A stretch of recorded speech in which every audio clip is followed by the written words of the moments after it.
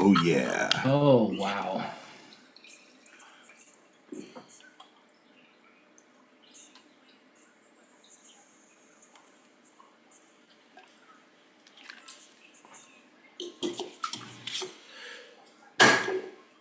Hey. Cheers, gentlemen. Jimmy, it's stout season. Cheers. Boys. Oh, we got Sure some is. stouts here. Cheers, brethren. Represent. Wow. Cheers, cheers. Yes. Alberto's got the stout, too. I was patiently waiting for this episode to drink this one. Oh, damn. What do you got? Oh. This is a hazy IPA from Fight Ends. Called Overtaken by Foliage. Because who doesn't like getting overtaken by foliage, you know? Yes. You still have that, huh? Yeah, I only got 2 cans. There's the second one. I really liked it, so I was like, I'm going to save another one for a special occasion. Because even though it's just a single IPA, 7.2%, not quite a double, it's like really thick and creamy and really robust in flavor. Super good. Yeah, that was a great one. This one's double dry That's hop. right up your alley. Oh, yeah, baby. We should do a different label for that one, though, because we could come up with a few. Yeah, they could have had like a super sick like leaf carpet. Yeah. Like moisture on top of those leaves, that kind of thing. What kind Doesn't of say what moisture? hops are in it. Hey, easy, Martini. You'll have your time. Yes. Soon enough. All right, well, I'm looking for this. Paul, what are you drinking, buddy? Well, boys, I've got the seasonal double stack right here. Oh, nice. This is a classic from Great Notion. It's got Love the double coffee, maple syrup, natural flavors, and caramel color. Comes in 11%, and always look forward to this one. Natural flavors, they don't specify. That's a little suspect. It is suspect. Not like them. Starting off with that one. Yeah. You gotta go big or go home, son. That's Let's usually go. an ender. Is that different from their regular double stack in some way? No, it's exactly same recipe. Just they just do a holiday version of it. They don't switch Yeah, up just the natural flavor. Different can. Different label, but I do feel like they put a little bit more. I think it's a psychological thing, but they put like a little bit more care into it because like the spotlight's on it, you know, like not just any other batch. Yeah, I can see that. Maybe it's just imagination, but I always get that one each year. So the reason this one's so good is because it has Citra, Rawaka, and Peacherine, which are all amazing hops. That Fight Ends does really well. Very That's nice. a really good one. Yeah, I was surprised. What are you hitting there, So Jimmy? I was going to say I'm on an 11% stout as well. But I don't know. This is probably not as nice as yours, Paul, but it's called Dragon's Milk, dude. Yeah, it's kind of a gnarly name. Yes. It says a bourbon barrel aged stout. So, yeah. So is that like is it? the milk that dragons drink or the milk you extract from a dragon? It's the extracted milk, I'm pretty sure. Yeah. Okay. Wow. I'm pretty sure. didn't know they had- Just by the taste, I can tell it's coming straight out of a dragon. Yeah, it's good. Yeah. It's Damn. thick. Is Nice. it milt or milk? Are we Milk. Milk. Yeah. That one always comes back around. Rears its ugly head in every episode. It totally does. In you had that one, perpetuity. Have you had that one before, Alberto? No, never. I'm not really a huge beer guy, but I'm trying to flex my my beer taste today. So Okay. thanks for encouraging me. Yeah. Very nice. Awesome. But I mean, you live in San Francisco. You're in the city. Like you go out and do you go out and do social stuff, social drinking, and Yeah, for sure. Yeah? But I guess usually there's not tons of really high-end options at local bars, just like any Exactly. other city. Yeah. no, I went to a bar for the first time in my life last night in Salt Lake with some buddies, and like I've obviously been in tap rooms, like, but that doesn't count. Like there you go to like drink the beer, have good food. This was just like a dive bar where all the beer sucks. Everyone is super loud. Like people are just drinking to be able to enjoy it somehow. Cause it's just like, I don't know. Not it wasn't my scene. It was a good reminder that I don't need to. That I feel like I'm missing out on that stuff. Did you That was your- keister that was in your- a few, or Huh? did you keister in some? Oh, I actually did. Yeah, I brought some. There you go. Brought a fight-ins and That's the way to do it. I didn't buy anything there. I was just drinking water once we got to there because we went to like a few different places. It just wasn't worth it. That's the way to do it. My body's Just a bring in temple, your own. man. Yeah, you gotta treat it right. Only the best. I got home at like 3 a.m. too, which fucking sucked. Like, I hate staying up super late. Sounds like like it was my- awful. It was, man. Not gonna lie. You shut the place down, but it was awful. It probably sounds ironic to people. Like, going out to the bar was an awful experience for the host of Brews and Views, but it's not my scene. I like to enjoy it. You can edit that out. That's all right. I'm not ashamed. My extreme introversion. Home at 3 a.m. naked in front of your laptop at 3:01. That's how it rolls. Some Jergens on the side. In a holster. That's deploy when needed, Bennett style. All right, who's next? 305. So, You drinking, Don't Jimmy? even go there, Alberto. So Stop it. there's another fight-ins here tonight, but this one is a collaboration they did with Wayward Lane out of Schoharie here in New York. And it's Agricultural Serenity. It is a smoked dark lager, Whoa. and at 5.5%. I just grabbed 2 of these the other day, and I wasn't really sure because I'm not been a big fan of their other stuff, but I might need to grab a few more of these for you guys. I was curious about that because I do like a really good dark lager. Yeah, and the smoke notes are nice. It's not like a punch in the face or like licking Yeah. an ashtray like that Narragansett. Yeah, they could fuck that up easily. It's kind of like a rock beer then. What? Rock beer? Have you heard of Yeah, that? It's a kind of, German yeah. style. Yeah. It's like a it's smoked got- dark. It's really mild, but it's noticeable. Interesting. Nice. Super interesting. And it's really good. Yeah, I would definitely. Yeah, nice for a see if I change can up. grab some. Yeah, I was thinking about asking for a can, but Yeah, I should have just grabbed a few. But they did a Mexican lager on their anniversary week, and I didn't grab any of those either. It's probably a mistake. But people are yeah, if I were you, I'd be grabbing those. So anyway, but it's good. You'd like it. Cool. Mikey, shut it down, bro. Oh, It's not the time and the place. What? What have you day got for on the other sports, screen, man. man? We don't want to know about it. I know. It's like fucking SEC championship, dude. Slowing down the internet. Reason up the No, call. my internet's blazing now. I got that shit fixed. Well, what are you drinking? Welcome to the show. I think this is the same thing Brent was drinking last week, the Athletic Run Wild. I haven't had this one in forever. That's like the wit Pretty beer dope. or a hazy IPA. No, it's a probably closer to a West Coast IPA. Not bad though. For NA. I don't know, there's nothing else on here about it. Usually I don't put much on their cans. I still have a couple maybe of there's- cans of Athletic that I bought for him while he was out here. Because I'm Oh, such a wow. good friend. They hard to find out your way? What? Are they hard to find out your way? No, they're at the grocery store. They're everywhere. Yeah. It's not Yeah, there's nothing else on there about it. The other one I think is better. They're I forget what it's called, the hazy one. They are nice to drink while you're driving. You know, when you get that like hankering for a good beer while you're on the road, just crack one of Oh, yeah. those. Oh, yeah. Totally legal. That's right. Little road soda. Slide in the old cup holder. Let it ride. Yeah. Yeah. Show it off to the cop when he gets there. Exactly. And a baby. Cheers, mate. Yeah. Martine, what are you drink drinking? seven Is it more. something you snagged in Portland while you're here? yeah. I went to Brewhouse. Oh, dude, yeah. So Sick. freaking good. I'm having the Santinopolis 2.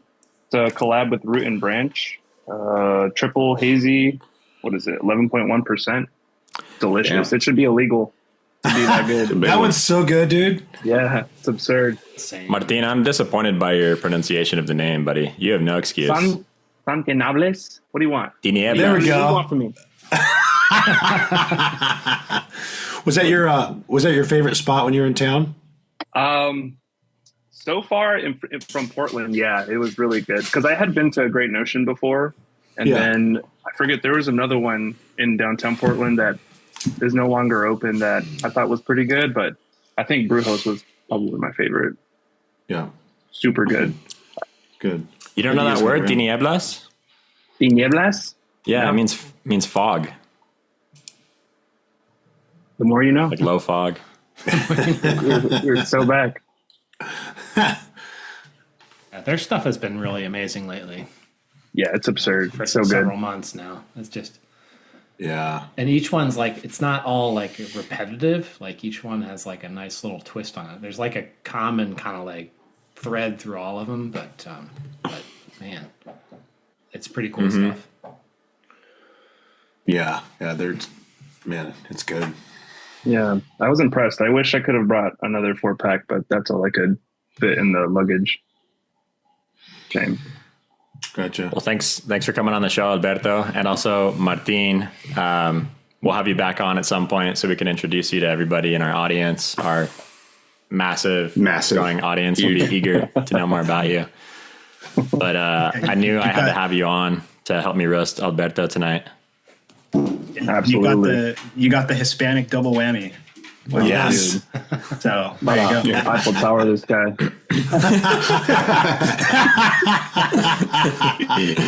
Yes. And I call you Alberto, but everybody else calls you Alberto. I'm the Yeah, only one I- that calls you Alberto. I appreciate mom. that, Eric. And my mom. Yeah, you guys. I want to remind you of home. You know, I want you to feel comfortable here in my country. I appreciate Wait to feel that, Eric. welcomed. Yeah.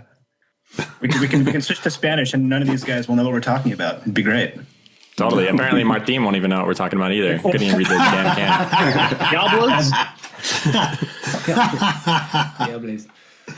Oh shit. That's so good. So you and Martin go back quite a ways, right? You guys met in college a long time ago. Oh, well. Yeah. Like I guess we met maybe 9 years ago now, but we weren't super close in college. I'd gone to a party or two at Martin's place. He's a bit of a party boy, so he would host parties at his place. Did you trash it? Steal stuff? Just went over there and just wrecked havoc. Upper decker room. Yeah, just fucked up his house as much as I could. But he just kept inviting me back, and I was like, all right, if this is what you want. You want another hole in the drywall? I'm your man. Heavy lifting. Yeah. But yeah, and then we didn't keep super in touch after college. And then I reached out to him in 2020 asking him about his photography and how the fuck he did that and, you know, how he made such awesome photos. And he taught me a lot in the beginning and even now still. But yeah, that's kind of how we've become better friends is through photos and nature. That's awesome. Where'd you guys go to college? Poly Pomona, the state school near LA. Got it. Yeah. So you guys are like best photography friends. Ooh, Absolutely. I mean, Come on. No, I was just gonna say I don't know if I can speak for Martin, but yeah, I mean we've gone on a lot of trips together the last few years. Okay. We were just in Utah backpacking Korea, and we've been to Zion together for like 4 years now in a row. Gone backpacking in the Sierras, so yeah, we definitely prioritize going on trips together. I feel when we can. Yeah, That's cool. It's funny because Martin's been talking a lot about Sigfrido, like that they're best buddies now. So yeah, that's why I didn't want to say like I'm not trying to And you got to keep them in different cities, man. I got my LA one, and then I got my SF one up top. That's right. That's right. smart. Different area codes, dude. That's right. Absolutely. Yes, it's advanced. Love Eric's it, quite the home wrecker here tonight. That's awesome. dude. That's a standard. So you've been doing photography for a few years now, but you've rapidly progressed, which has been really impressive and cool to see. So where do you typically go and shoot? I mean, you said like Zion, Yosemite. Have you kind of found like your place yet? Or are you still just kind of like Like, how do you even decide where to go? Because you're kind of new to all this still. Yeah. Question. I guess I wouldn't say I found like a single place that speaks to me more than any other, but I like shooting near my house in San Francisco. There's a lot of really interesting ecosystems here, and I feel like it's under photographed, especially the plants and wildlife. But Interesting designs on the sidewalk of piss and shit and all the piles of needles, and really makes for some good abstracts. But yeah, and then Yosemite is like the closest national park besides Pinnacles, which no one goes to. So going to Yosemite is always great in any season. It's a great way to get out, and it's also good for backpacking. But then, Utah is beautiful. I always love going there. I try to go there once a year at least for a few weeks. But I don't know. I don't think about place that much besides building a relationship to places that I really care about. And I guess over time, I found that I go to less new places. The longer I do it, the more I want to go back to places that I really enjoy, which I think is a common thing that people experience. It happens over time. That's why I was wondering if that started for you yet, or if you're still in the exploration phase. Like I just wanted to travel all over the world, everywhere I could, like for a few years, and then started focusing more on Utah and stuff. Yeah, I mean, I definitely don't have a strong desire as much as I used to travel, even internationally. The U.S. and especially the West, has so much. Sorry, guys on the East Coast. It's fine. It's all That's right. They got planes. Yeah, that's true. That's true. I mean, Mike, you've been to Antarctica, right, or something recently? That's Greenland. Yeah, I just got back from Greenland. Greenland. Okay. Yeah, just Greenland, not Antarctica. Yeah, Just Greenland. no big deal. Yeah. You and I should go to Spain Antarctica's next sometime, time I live. Alberto. What was that? You and I should go to Spain sometime. That'd be fun. Yeah, just go to town. When's the last time you went? I went in May of 23. Legit ship? In May of 2023 is the last time I went. Yeah. Did you take any pictures? I did, but not any good ones. And I will never share them because I was mostly in Madrid. That's where my family's from. So I was just taking photos of like plants in public parks. So it was not very epic or anything, but it's always great to be back there. Yeah. Hey, you should tell these guys about when you first met me, because it's a pretty good story. First met you? Yeah, in Utah when you were in Capitol Reef, and I was like, oh, that's right. I was out like on a backpacking trip that originally I was going to be doing with Matt Payne in the fall. I think this was 2021. Yeah. Or 2022. 2022. Yeah. That was actually when I shaved my head too. I shaved my head right before that trip. Yeah. Yep. I had long hair before that. But me and Matt were going to backpack into like 7 different canyons in like Capitol Reef and Escalante backcountry. And then he bailed on me to go to Antarctica, actually. Speak of the devil. And then, so I was doing it by myself, and I got through like 3 or 4 days of it, and the temperatures were just like plummeting. It was snowing back there. There was water flowing in the washes and stuff. So I was like, all right, I'm hiking out, mission abort. So I ended up in Capitol Reef, and I don't remember, I don't know how I realized you were there, but we started talking. Yeah, I think I told you I was going to be in Utah, and then you told me that you had plans, but I just let you know where I was. And then I think because you knew that I was in Torrey, you were like, oh, I'll just swing by and stay in Alberto's Airbnb for free. Classic plan. But to be Fucking fair, typical.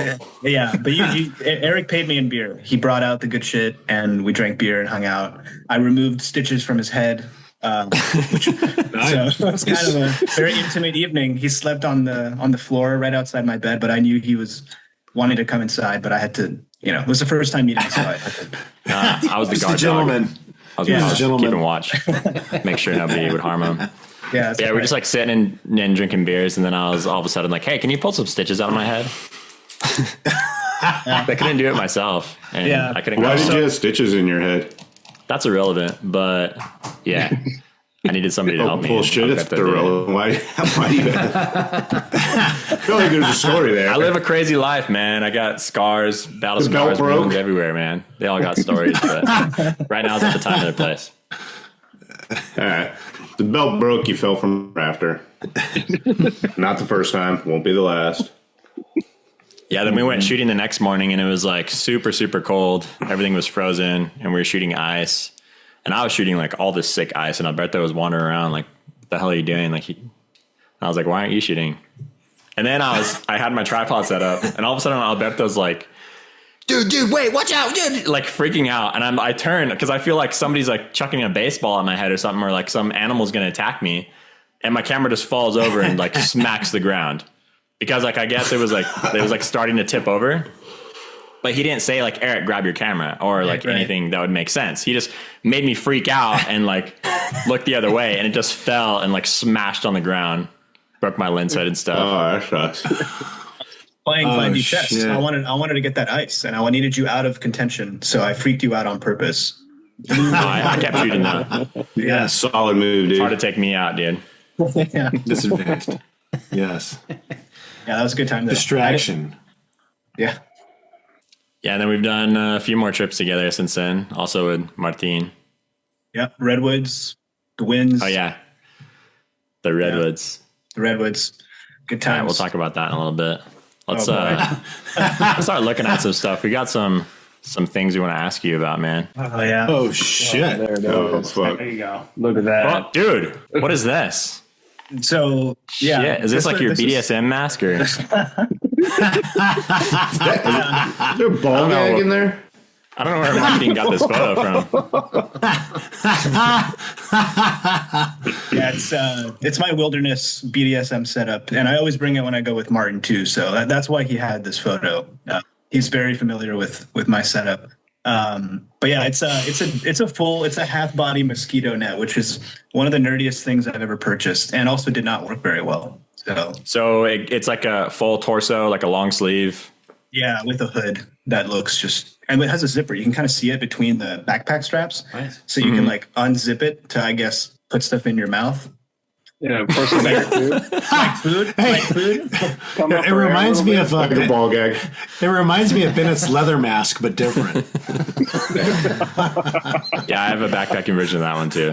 Lightweight polyester. It's got a was zipper inspired. like this. Yeah. I saw Eric's and I was inspired, so I got my own. Yes. So it didn't work at all? Because I've always wondered, I've never used like a mosquito net. I hate mosquitoes, but I always just go, I don't use spray or anything. I'm just like, whatever, let's go. Come on, nature, bring it on.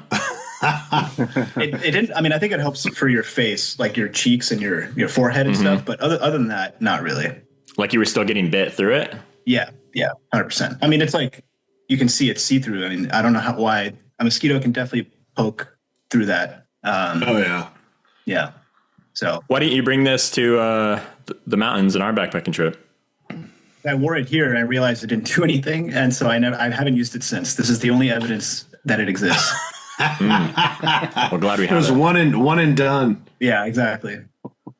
Yeah. Eastern Favorite Sierra. brand? Yeah. Times. Yes, That's a good sketchy one. guy on the left. Martin on the right, and then Siegfriedo Zimmerman. Oh yeah. You get that When was car. that? It is. It was in March this year. Yeah. Okay. Oh, that's Yeah, it was a great. good time. Yeah, it was beautiful. Brent wanted to be here when I told him we were having you on, but he's off in Japan touring with his rock group, whatever. I don't know. His Rocking priorities out. are out of whack. I know I'm deeply saddened and hurt by his betrayal, but it's okay. I guess he should had be. to go to Japan for some reason. Yeah. Those conditions look amazing. Yeah, you guys should have been Damn. facing the other way shooting. No, we Taking were. selfies. We just didn't want to take too many good photos, so we had to like take a break and Face of that. yeah. Yeah, it was Makes good morning sense. though. Good morning. Look at this gang. Oh, look at that. That's an all-star cast right there. Yeah, Brent took this one of us. Candid Where you moment. guys at? I'm not going to say, but you know. What Outside. country? We were in nature. In We the were in United wilderness. States. It looks like New Jersey to me. Yeah. Northern. Oh, I Northern know. Jersey. Yeah. Yeah. Near the New York. Yeah. I don't know what Brent saw in this moment, but I was probably like sharing some wisdom with you guys, you know, helping you out. That's what it's Really? It looking looks like you're trying to like take a shit. Or like squeeze one off so you don't shit. Concentrating real hard. Yes. Not in Yeah, front this of is the a fun boys. trip. This is the last night, the last afternoon. Yeah. Right. Oh shit. Yes. Got that. You got that. You All got I'm gonna that say macro. is- You got that macro one, dude. I wasn't aware that this photo was being taken at the time. Martin snapped this cleverly, but all I'm going to say is it's not what it looks like. Right, then what does it? There's really not a lot of possible explanations. No, there's a perfectly good explanation. I think you leave it up to the viewer, though. Yeah, that's what I was wondering. Should I leave it up for interpretation and preserve the mystery, or should I unveil? Yeah, I see you preserve that redwood mystery. But back to that scar question. Yeah. Yeah, let's hit the rewind button. Let's open that back up. Yeah, it's a cold case, but let's go back. This was a pretty fun trip, though, huh, Alberto? Yeah, it was. It was. I feel like we got to see some sides of you that I'd never seen before. It was great. What about you? That special night you had? Oh yeah. No, I got. That's true. Don't forget that. I try to forget about it, but I can't. Yeah, I got food poisoning. What do you guys think happened? All right, hold on, because it's kind of weird. So, my kids had gotten out of school for the year. And so we went and ate at like a pizza buffet here. And I'm like, I don't like buffets because I feel like it's food poisoning central. It's just bad news. Just kind of grosses me out. Food's not fresh. But we went because that's where the kids wanted to go. The next day, my entire family is puking and shitting our brains out like horrible. And it goes on for days. Like we got it bad. It was like a week-long thing. And so then a week later, I show up to the Redwoods with these guys and I still have like pretty bad diarrhea. And, but I'm keeping it cool. I don't want to like, inconvenience anybody or slow the trip down, so I'm being good about it, being a good sport. And then, but I never threw up actually either. I just got like the runs, but like, was it like the second night of the trip, Martin, that you got sick? Like out of nowhere after we ate dinner, you just like went to the bathroom. Yeah. I was the first one to fall. I left the fire and absolutely just blew my guts out into the toilet. Oh no. But then you were like pretty good, right? That was like one night. Yeah, it was one done. night. And I was like, all right, I'm good. We're good to go. So me and Martin were sharing a tent because that's how we roll. And Alberto was off in his own little tent. And so the next night I hear just like horrible, extreme vomiting, like retching, like, and I'm like, shit, dude, Martin is sick again. But I turn over and Martin's sleeping like a baby. Like he always does. That's why I love him. Nice and quiet. And so then I was like, oh my God, it's Alberto now. And Alberto had quite the night. I mean, I wasn't there to witness it, but I saw the aftermath in the morning. Would you like to recount what happened in the restroom? So okay, before I mention what happened in that sacred place, around the fire, we were discussing being sick and food poisoning just by chance, and I think because Eric had it the week before, and I was saying how I've never like had food poisoning bad enough where I had to like throw up and diarrhea at the same time. Like that would be terrible, right? That's the worst. Like I wouldn't wish that upon anybody. And then I start to need to throw up in the night, like Eric said, and I'm like retching so loud. I think the entire campsite can hear me. Like all the entire. It was so loud. It was super, and I felt bad. Like, I couldn't stop. I wasn't trying to be loud. It's just like that was just what was happening. And then I go back in my tent, and then like an hour later, I have to throw up again. But then I also feel another need. And so I go to the bathroom. So you jerked off and threw up at the same time? Dude. Fuck, man, that's impressive. Fucking legend. So then I go to the bathroom and I do all three things. Yeah, I shit myself, I vomit, and I jack off. No, but it was definitely it was so gnarly. No, he was taking a shit on the toilet and he just throws up all over the fucking bathroom floor. And I can't remember if I walked in and saw like all the puke still there in the morning. I was like, okay, great. There's no campsite bathroom anymore. Like Alberto just ruined it for everybody. Or if like it had been cleaned up, but it still smelled or something. But hey, he walks out smoking a cigarette. He's just like, my work is done here. But the weird thing is, like, if I got food poisoning, then that means I can't like pass it on to you guys, right? It's not like a virus or whatever. It'd be completely independent. You can't like unless you guys got the same thing. No, absolutely, you can. Really? You can. Yeah. Yeah, sure. Absolutely. Explain it, Mikey. 100% you can. Well, most of the time it is a virus. Norovirus is the most common one. There's a bunch of different ones, but yeah. And But it had been like a it's week not since I got transmitted it. like a. Yeah, it's not actually. It's probably less likely because of that. But I mean, if you were still having symptoms, you were probably still shedding virus. The mode of transmission, just so you guys know, because you're going to want to know this, it's called fecal oral, which means you ate each other's shit some way or another. But that's how it's transmitted. That doesn't surprise me. Well, Look it up. Hey, let's fast forward. So the thing is, like, the other weird thing about this is like the domino effect. Like first it was Martin, and then the next night it was Alberto. They didn't get hit at the same time because, like, I feel like if it was something that they ate on the trip, they would have both gotten sick that same night. Hey, bro, you roofied him. Probably. I knew that chili hit way too hard. Yeah. Eric saw fog in the forecast and was like, "Let me take both of these guys out." Yeah, he brought some of that He brought some of that Utah stuff out. Yeah, were you Septic sick? water. Were you sick on the day that we had fog? No, well, I don't think so. Because we all went out. We were just sitting around though, because we just thought it was raining, and really, like, Damnation Trail was just engulfed in fog, and we missed like 4 hours of shooting. Yeah, that was sad. That was a different day, I think. But yeah. Yeah, because you stayed at camp, and me and Martin went out and shot some amazing stuff together. We had a great time. But Shit of the trip. yeah, that was cool. I want to go back this coming spring. Really awesome place. Yeah, that's such a good time there. There's an interesting photo of Alberto in action doing his thing. Tripod, full mast. Oh, that's nice. Not a very roastable photo, but yeah, it's pretty good. Well, how tall are you? Oh, I'm 5'9". don't do him like that. Yeah, Well, you could just, like, he's reaching up and I am doesn't reaching look up. that Yeah. tall. Oh, he's got to do it with me too. He's like, got to get on a stepping Yeah, stool. dude, you and Martin are both giants. Yeah, Jimmy is super tall too. Did you know that?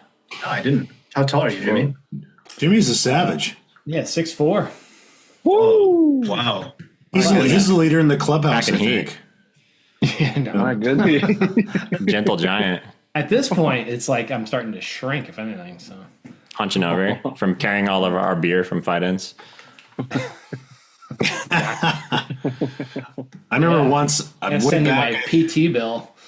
Jimmy wanted a shirt, and I said, "What are you, dude? Like a medium?" He's like, "Shut up, bitch! I'm 6'6". XL tall boy. I'm like, "All right, dude, my bad." He needs a tall tee, the custom ones from Gen X. That's right, I like this one. Oh, yeah. Apparently, you really like this rock. dude. Good rock. Can I say? Yes. It was in heat. This is before the FLM tripod. I had to really stabilize there, huh, bud? Yeah. Well, I mean, it was a pretty stable position. Like, my arms were locked in. Like, I'm not going anywhere, But why weren't You you look pretty using the locked. tripod? Question. Sometimes I just don't feel like it. Rebel. I feel that. Yeah. Yeah, Are you guys always tripod? Just want to go sloppy, quick and sloppy, fast and loose. I shoot with a tripod whenever I can because I like how I can dial in the composition, and if light's changing, I can keep the same composition. I don't have to recompose every time I press a shutter. Mike, are you? I mean, you've been posting a lot of, which I mean, assume means you're shooting a lot. Are you also mostly tripod? Yeah. I'm actually not shooting that much at all. I just have done a couple trips where I got thousands of photos and just He's gotten really into the AI shit. yeah, Yeah, like hit a couple buttons, boom, image done. Yeah, make something really cool. Gender. exactly. Works every time. Start seeing those unicorns and that. Actually, in Greenland, though, I actually got away from using my tripod a lot, just kind of out of necessity, because lots of times you're like on a boat, or there's a lot of low light stuff there too. So between those two things, I was shooting a lot of like super high ISOs and kind of pushing it that way. Alberto, you were most of using the time I'm on a tripod. tripod. Yeah. Yeah, I was saying Alberto used no tripod in the Paria Canyon on the recent backpacking trip. That was like a actual decision that you chose to do. yeah. You almost didn't bring a camera. I almost left all my camera stuff. Yeah. Yeah. But yeah, I snapped out of that and brought my wide angle and no tripod. I just wanted to keep it light. I was a little nervous about the trail. So that's a super crazy story too, because I was out in Escalante with Adrian Klein, and we were scouting for our workshop that we're doing next year, and so we were camping at this one campground the whole time. That's pretty central, and so we had been shooting. We got back to camp like at dark, set up a campfire. You know, I had to cook all this food for Adrian because he's so hungry. I had to make like 7 dinners. I was busy, you know, running around, getting everything going. Got like weenies on the fire, got chili on the stove, like working my ass off. And I noticed like there were 2 other guys at the campsite, like across from us, but it was dark. Couldn't really hear their voices because me and Adrian were talking. And all of a sudden, after we were done eating and we were just sitting and it was quiet, I started listening to what these 2 guys were talking about. And they were like bickering about like shit that they were packing and stuff. Who was going to carry what? And why did you bring this? And where's this thing? And I was like, dang, who are these guys? And all of a sudden, like, I realized that Martini and Alberto were going to be hiking the Praia Canyon like around that same time, but I just figured I wouldn't see them. And so then I had to stand up. I'm like, Martin. No way. Yeah. And immediately that is such we had a been there trip. for hours right next to like a couple of my best friends. So then I walk over there and we're all talking. We're all excited. And they're like, oh, guess who's right next to us? And it's Eric Stensland, my other like best photography friend. The only people in this campground, and we're just like ships in the night, completely oblivious of each other. Not only are we all nature photographers, like we're all like good friends, and nobody else was there. It was so crazy. It was the funniest thing ever. That's so awesome. Serendipitous. Yeah. God, what are the odds of that? Jesus. Yeah. Absolutely. That's so cool. I just came like walking through the flames out of the darkness. Through a portal. Yes. Yes. I mean, how about those tips I gave you? Dodged it, right? Yeah, absolutely. Those tips came in handy for Praia Canyon. If we didn't get those, I think we would have been cooked. Were your shoes freezing at night and stuff, or? No, they weren't. I don't think it was cold enough, but we had followed your sweet guidance and put them under our tent. So maybe it was all you, baby. So me and Brent were backpacking like a week after that, and it was getting down to like the teens every night. And so even though I would put stuff in the tent under my sleeping pad, my boots they'd be solid as rocks as soon as the sun went down because the temperature would drop below freezing like as soon as it got dark. Were they wet? Right, because you're hiking through the river the whole day. So they're wet when you get to camp and there's no sunlight to dry them, and it's just instantly in freeze mode. And then in the morning, it's like such a process to get them to be malleable enough to shove your foot in them again, and like frozen neoprene socks and stuff. And it can be pretty brutal. Don't you guys, you guys might have like lost your water filters too if you hadn't been putting them in your sleeping bags. Like I told you, because that's another big one. That's true. I think we got a little bit luckier with it not being as cold at night. Like that. Yeah, that I guess if it's not freezing. Yeah, like that morning that we were there with you, it was super cold. But then the next 3 mornings didn't feel as bad for some reason. Yeah, and you guys were going south, losing elevation, so it was getting warmer and warmer as you traveled. Crazy place. That's right. That was crazy. You gave us a sweet canyon blessing too. Whispered it into our ears. It was nice. Thanks, Eric. Yeah, baby. That's why you guys made it out alive, man. Yeah, hypnotized us. Whoa! All right, here we go. Sliding right into it. Yeah, this is. Yeah. So I don't know this person very well, but I follow. And you don't know how to say their name either. It's Piotr. I don't know the last name. I'm so sorry. Pyziolek, I'm gonna say, but. Either way, about right. I'm pretty sure he's Polish, but he has a ton of these just absolutely insane, very abstract, very colorful photographs. I don't think he has a website from my searching, but yeah, this image is just, I mean, I'm pretty sure it's oil, but regardless of what it is, it just has like natural oil, you're saying? Yeah, I think so. Yeah, but regardless of what it is, I think it just has a very unique color palette with, you know, like a lot of gray and like specks of black, but then the splashes of color just make it so interesting to me, and kind of the arrangement of all the different colors and textures are just very pleasing. So that's why I chose it. Yeah. And he's got a ton of versions of this that are all unique and interesting. So this is just one example. How'd you find this photographer? I forget if he liked some of my photos and followed me first, or if I found him first, but just through a random Instagram like suggestion, or someone had shared his work on their story, and I clicked on his profile. I haven't followed him for very long, and like I said, I don't know much about him, so sorry for not bringing more information about him. But yeah, he's got great work, and if you have Instagram, I would definitely recommend you check him out because he posts very interesting abstract and just very intense colors. Yeah, I'd never heard of him, but I really like this, and it totally looks like a abstract painting that would be hanging in a museum or something. Yeah. And it's cool, It's like the Jackson subtle Pollock or something. Yeah. Yeah. And then like the subtle composition, how like you have the big blotches of pink in the center and the rest is smaller details around it. Yeah, crazy colors. It's like some really rich cyan, some yellows, pinks. Yeah, and I Kind of 80s feel. Like those, you remember those like pants in the 80s, like the kind of pajama pants things that would have like super crazy colors all over them, like beach pants or whatever they were? Pretty sure you All still right. wear those, buddy. My grandpa does. That's like the only pants he wears. I swear to God.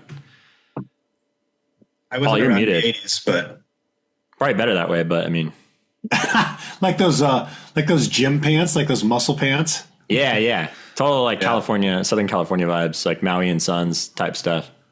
Yeah, I got some of those. Rusty. He's got some incredible oil images. Yeah. I'm looking through it right now. Like, Dude, he's got some stuff. It looks really. He's got some really great stuff. Wow. yeah, the colors are very intense, and sometimes that can feel like overwhelming, or it depends on I guess what you're trying to go for as well. But Yeah, I what think kind in of his mushrooms you took. Yeah. exactly. What kind of trip you're on? Yeah. How deep down the rabbit hole you went? Yeah, he's got some good stuff. Great share. Yeah, I tried to pick people that hadn't been on, and he was one that I thought deserved a shout. Heck yeah, dude. That's awesome. Absolutely. Yeah, that's what it's all about right there. Martin's not impressed, but he's hard to please. Yeah. No, It's awesome. I don't think I've seen anything like this before in terms of natural oil photos. I am following him though, so I guess I've seen his work before. He's got one of a leaf that's like sick. He posted it. crazy. Yeah, I saw that one, dude. A photo of a leaf? That would never Well, it's work. like a leaf with the Absurd. leaf just adds the like structure to the oil. I don't know if there's a double exposure or what, but it's fucking awesome. yeah, I'm also not sure how much he post processes because I don't know a lot about his process. But yeah, I mean, it's possible he really cranks it up, and which is fine by me because the outcome is so special and interesting that it doesn't really bend too much. Yeah, I agree. Yeah, it's sick. Good one. This one's really cool. Oh yeah. Yeah, that's dope. Wow. I think Matt just posted this on his Instagram, but I hadn't seen it there, but I saw it on his website a few days ago because I wanted to feature something from him. Even though I think he's more known for epic wide angle stuff and mountain portraits, he has a lot of interesting work that's not that, and a lot of cool winter stuff. And yeah, I mean, this photo is obviously very beautiful, and I think I like scenes where it's winter and you know that it's freezing out, but it's warm. And this is an example of that, where it's so yellow and warm and feels inviting, but you know that being there probably was very cold. And that contrast of the experience versus the outcome, I think is interesting. And it's also just a beautiful photo with crazy conditions. So Jesus, man, this one's really nice. No, no. I'll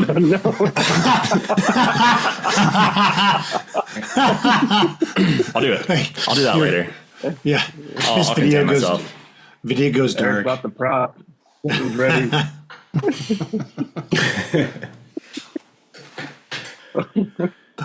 Yeah, he's got some I love great winter stuff. I love the flow of the trees through this too. Compositionally, it just works well. They're not overlapping at all, and they just kind of bounce from the foreground, midground to the background, kind of nice and evenly distributed. Really well seen. The shadows are also well placed in terms of how they're crossing with the other trees, like in the foreground. Yep. It's really nice. Gives it that depth. Looks really good. And if anyone doesn't know him already, definitely, I mean, he's got so much good work, and his website is a feast for the eyes. Nice. Check it out. Yeah, he's got some really Pretty sure I'm epic following Winter him. Mountain stuff. And he's also a But great then- writer. He writes interesting things on his posts, and he's very like well spoken and can tell a story very well. So if you're into that at all, would definitely recommend that. Sick. Anyone done with their first beer? I'm still got Just quite a about. bit. Just about. I'm getting. I getting there. switched. I'm getting there. switched Yeah. Oh, you switched, Paul. Oh yeah, you opened. You poured a new one, Paul. You didn't share. Yeah, I just I didn't finish the other one just for the record. You didn't mix For them the together. record. No, I just had to put that one away till later. I just wanted a couple of those little sniffers of it just to get little Get the juices flowing. Flowing. yeah, get things going. But this is the newest release from Brewhouse. It's the Populous. Right here. Oh, nice. It's it doesn't have a profile on here, but 7.5 hazy. It's fantastic. It's the second time they've done this one. It's really good. I was gonna say I thought the Was can this- was familiar. Was this there, Martin, when you were there? Did they have this? Yeah, it was. I don't think I had that one though. I Okay. did have this one and then some other hazy, I think. On? Okay. That one's Yeah, Nelson, Mosaic, and Citra. Yeah. Hey, if you ever need a few of those, dude, just let me know. No, absolutely. Dude, I'll take you Yeah. up on that. Yeah. Let me know. I'll hook you up. He can get you Cool, some cool. good stuff from LA too. So Yeah, Make dude, him let me return the let me favor. know. I'll do he's it. that'd shipped be- me stuff before. Hey, we're gonna open up a new lane. Yeah, he shipped me lane. Yeah. We're going gotta east make 'em a west right permanent- now. We're gonna permanent go member. north south, baby. Let's fucking go. Little triangle stuff. LFG. Yes. Welcome to the fold. Yeah, we got to Let's go. expand the territory. Yeah, that's right. Keep working on my my backup buyer here. Yeah, you gotta get that apprentice going, Jimmy. Apprentice He's a tough nut to crack. He's just I mean, at least take a blow up doll to get double portions. Well, hey, Allotments. yeah, no I have, rookies. I have, but when I come in there, they all yell her name. They did. Jason, like, Oh, she's popular. yes. They know. If you know, you know.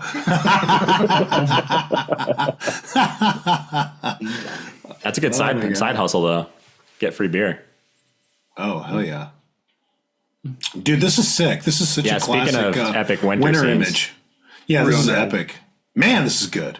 I love winter scenes. Really, really good. And before Alberto stuff. starts talking, what's interesting about this one is like that frozen stream totally like comes in and then out of the frame, which is something that I would like typically never do. But in this particular scene, it works super well with the balance and the flow and everything. Like typically I always want my stream to just be like straight towards the subject, you know, like leading right where I want it to go.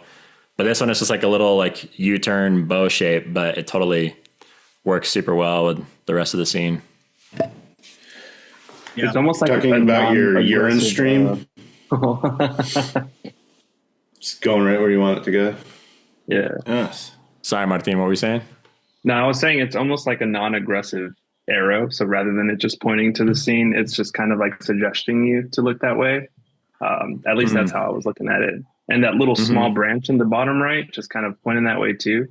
Yeah, it fills in Really that little nice. gap down there. Yeah.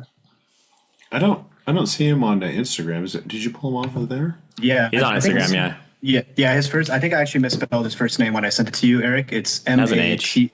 Yeah, it has an H after the T. Okay. So it's Matthias Libor. But yeah, he's on Instagram. I think he might have a website. But yeah, he posts. Yeah, he's got great work. I think he's from Germany, maybe. Oh, there I'm we not go. sure. I've been following him for a while, though. He has really great stuff. It's about time that he was featured on here. Yeah. Yeah, I'm following him as well. Yeah, he's got great stuff. That stream, it just instantly catches me because I like all of us. We spend so much time outdoors in the wintertime. Never seen that. Mm-hmm. That's nuts. Man, I don't even know why I bothered putting the belt back on. I got to take it right back off for this one. You got to attach it to to? your What the ceiling, hell? dude. He's got that quick release. Yeah, I got a hook up there. I installed a special heavy duty hook. Another item for our Gotta keep it real. another item for our merch store someday. Yeah, exactly. It's the Bennett quick release belt. Safety belt. Exactly. You can run, but you can't hide. Yeah, we could have a lot of fun making some custom bottle corks. Oh, yeah. Interesting shapes. Yeah, that'd be cool. Oh, my gosh. Invested in Interesting plug shapes. Yes. Good purpose. Yes. Yeah. But yeah, I mean, Don't- you guys said what I already was going to say about the photo, besides, like balance of the mountain with, the stream, that little thing poking out is very, very lovely, and just looks like a beautiful time to be out. And he really, I mean, and also just like the kind of top cloud layer being nice and dark to kind of close up the frame. Yeah, it's just so well done. What I really like about this is it's a grand landscape scene, but it's very low contrast and very soft light, and it still works super well. Because most people would be here and they'd probably be like, "Oh, there's no fucking light today. The light sucks. Where's the sun?" And he just handled it like. And it's tight. yeah. It's tight as well. Like, Yeah, it's not it's a very cozy, just- nicely composed scene. for sure. Everything is intentional. There's no wasted space or anything. Yeah, exactly. Fuck yeah. It's just your eye flows through there so well too. Yeah. It goes back in, and It goes straight to the mountain without having like dramatic light hitting the mountain or anything like that. It's just like a great example of composition doing the heavy lifting rather than the light. beautiful work on his site too. Like that's crazy. Yeah, for sure. He's got a lot of nice mountain stuff and abstracts and just really great variety. Good job. Yeah, so much talent out there.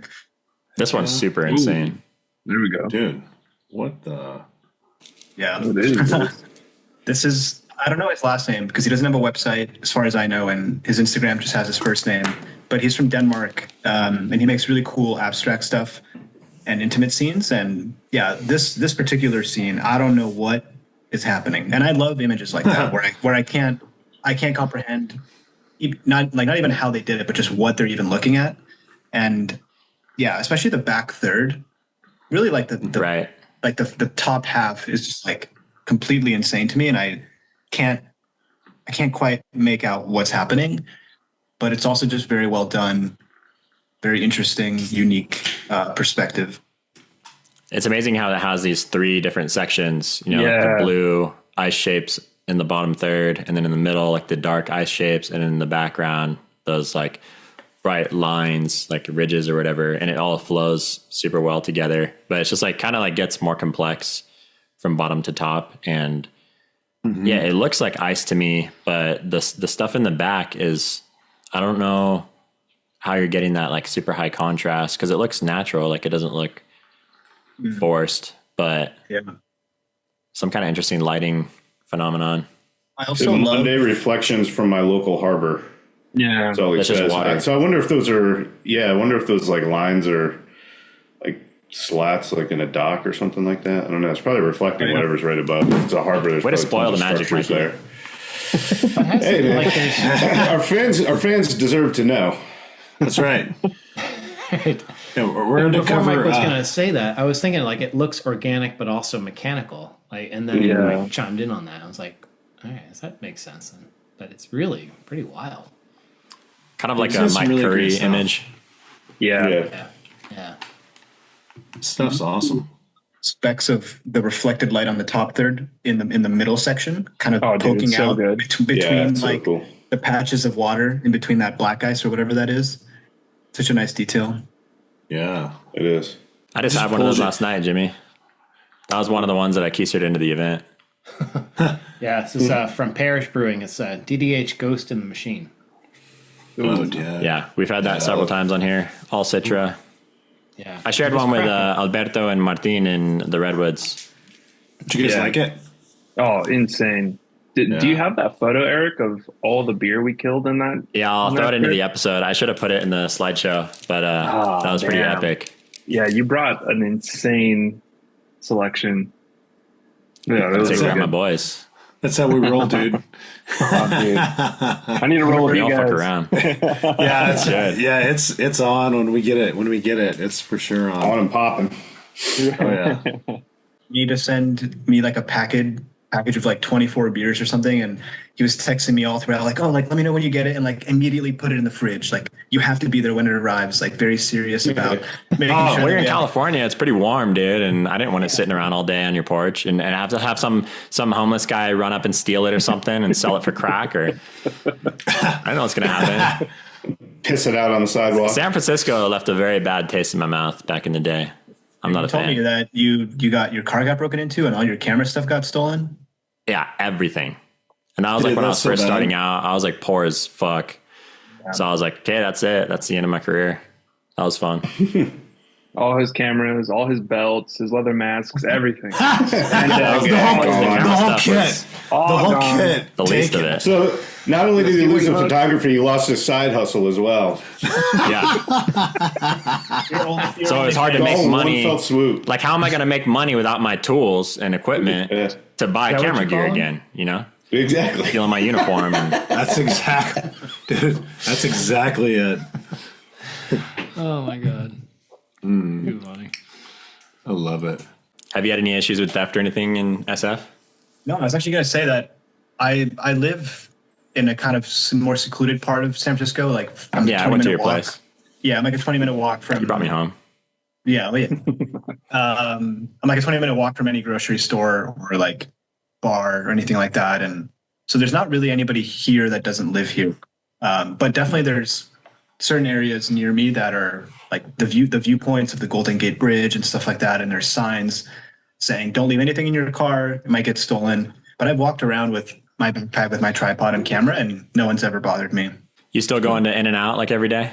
Not every day. That's a special occasion. That's for backpacking. That's a pre-backpacking meal and post-backpacking meal in the Sierras. Get my protein and calories back up. Do you have In and Out in Oregon, Paul? Yeah, we have a couple of them. There's, Okay. I mean, the closest one to here where I'm at, I'm in the East County. It's probably 30 minutes. Tell Paul your go-to order at In and Out. Let's hear it. Very embarrassing. Okay. So I get a 3x3 with this, which is, for anyone who doesn't know, is 3 patties, 3 cheese, and then the rest of the normal burger stuff. And then I get a Flying Dutchman, which is kind of gross. It's going to sound really gross. It's like 2 patties and 2 pieces of cheese placed on like a paper napkin. Yeah, just a napkin. Just and then Naked meat. and then French fries. And it looks really gnarly. And it's also just a lot of food. But honestly, it's so good. A 2x3 and a Flying Dutchman. That sounds like a Friday night. 3x3. Yeah. Yes. when we hit it on the way back from the Redwoods, I think I ate more than you did. Oh, what did you have? I don't remember. Didn't I pound a bunch of food? I got like 2 fries and 2 double doubles, and Oh, yeah. you guys are like, holy crazy. shit. I was like, just wait. Dude, I'm gonna try that. I'm gonna try that order. Dude. That Because sounds good. my stomach was compromised when we got it on the way up, but by the time we went back down to go home, I was back in the game. Hardcore. pass it on to us, dude. Yeah, no wonder you guys are always It's okay, shitting your right? pants off. You're knees like that. Don't hate on it. You're just hating on it because you don't have it in Vermont. That's true. We don't. I don't even think it's on the East Coast anywhere at all. I don't think so. I think it's West Coast, but then also Yeah. to like Denver, maybe, and Texas, I want to say. Yeah, it's in Texas. They were just starting to open up when I left Texas. Okay. 2016. So Yeah, East Coast doesn't deserve it yet. No, you gotta keep working. we're fat enough. Prove yourselves. Yeah. Jimmy, are you Shake Shack? Is that what I heard? Shake Shack guy? We do have that. I've only been once, actually, just a couple weeks ago, and I was kind of like underwhelmed. It's not bad. Yeah, I was like, maybe I didn't order right, but It wasn't your fault. yeah, no, it was busy as hell too. Hey, It was like, Jimmy blames everything on himself. Hey, Jimmy, tell me you want the Flying Dutchman and see what they do. if I go in there and order, See what they come up with. Yeah. Say, I'm going off menu, bro. can you put that on a fucking napkin or something? I want it on some fucking toilet paper. It's called the Dirty Dutchman.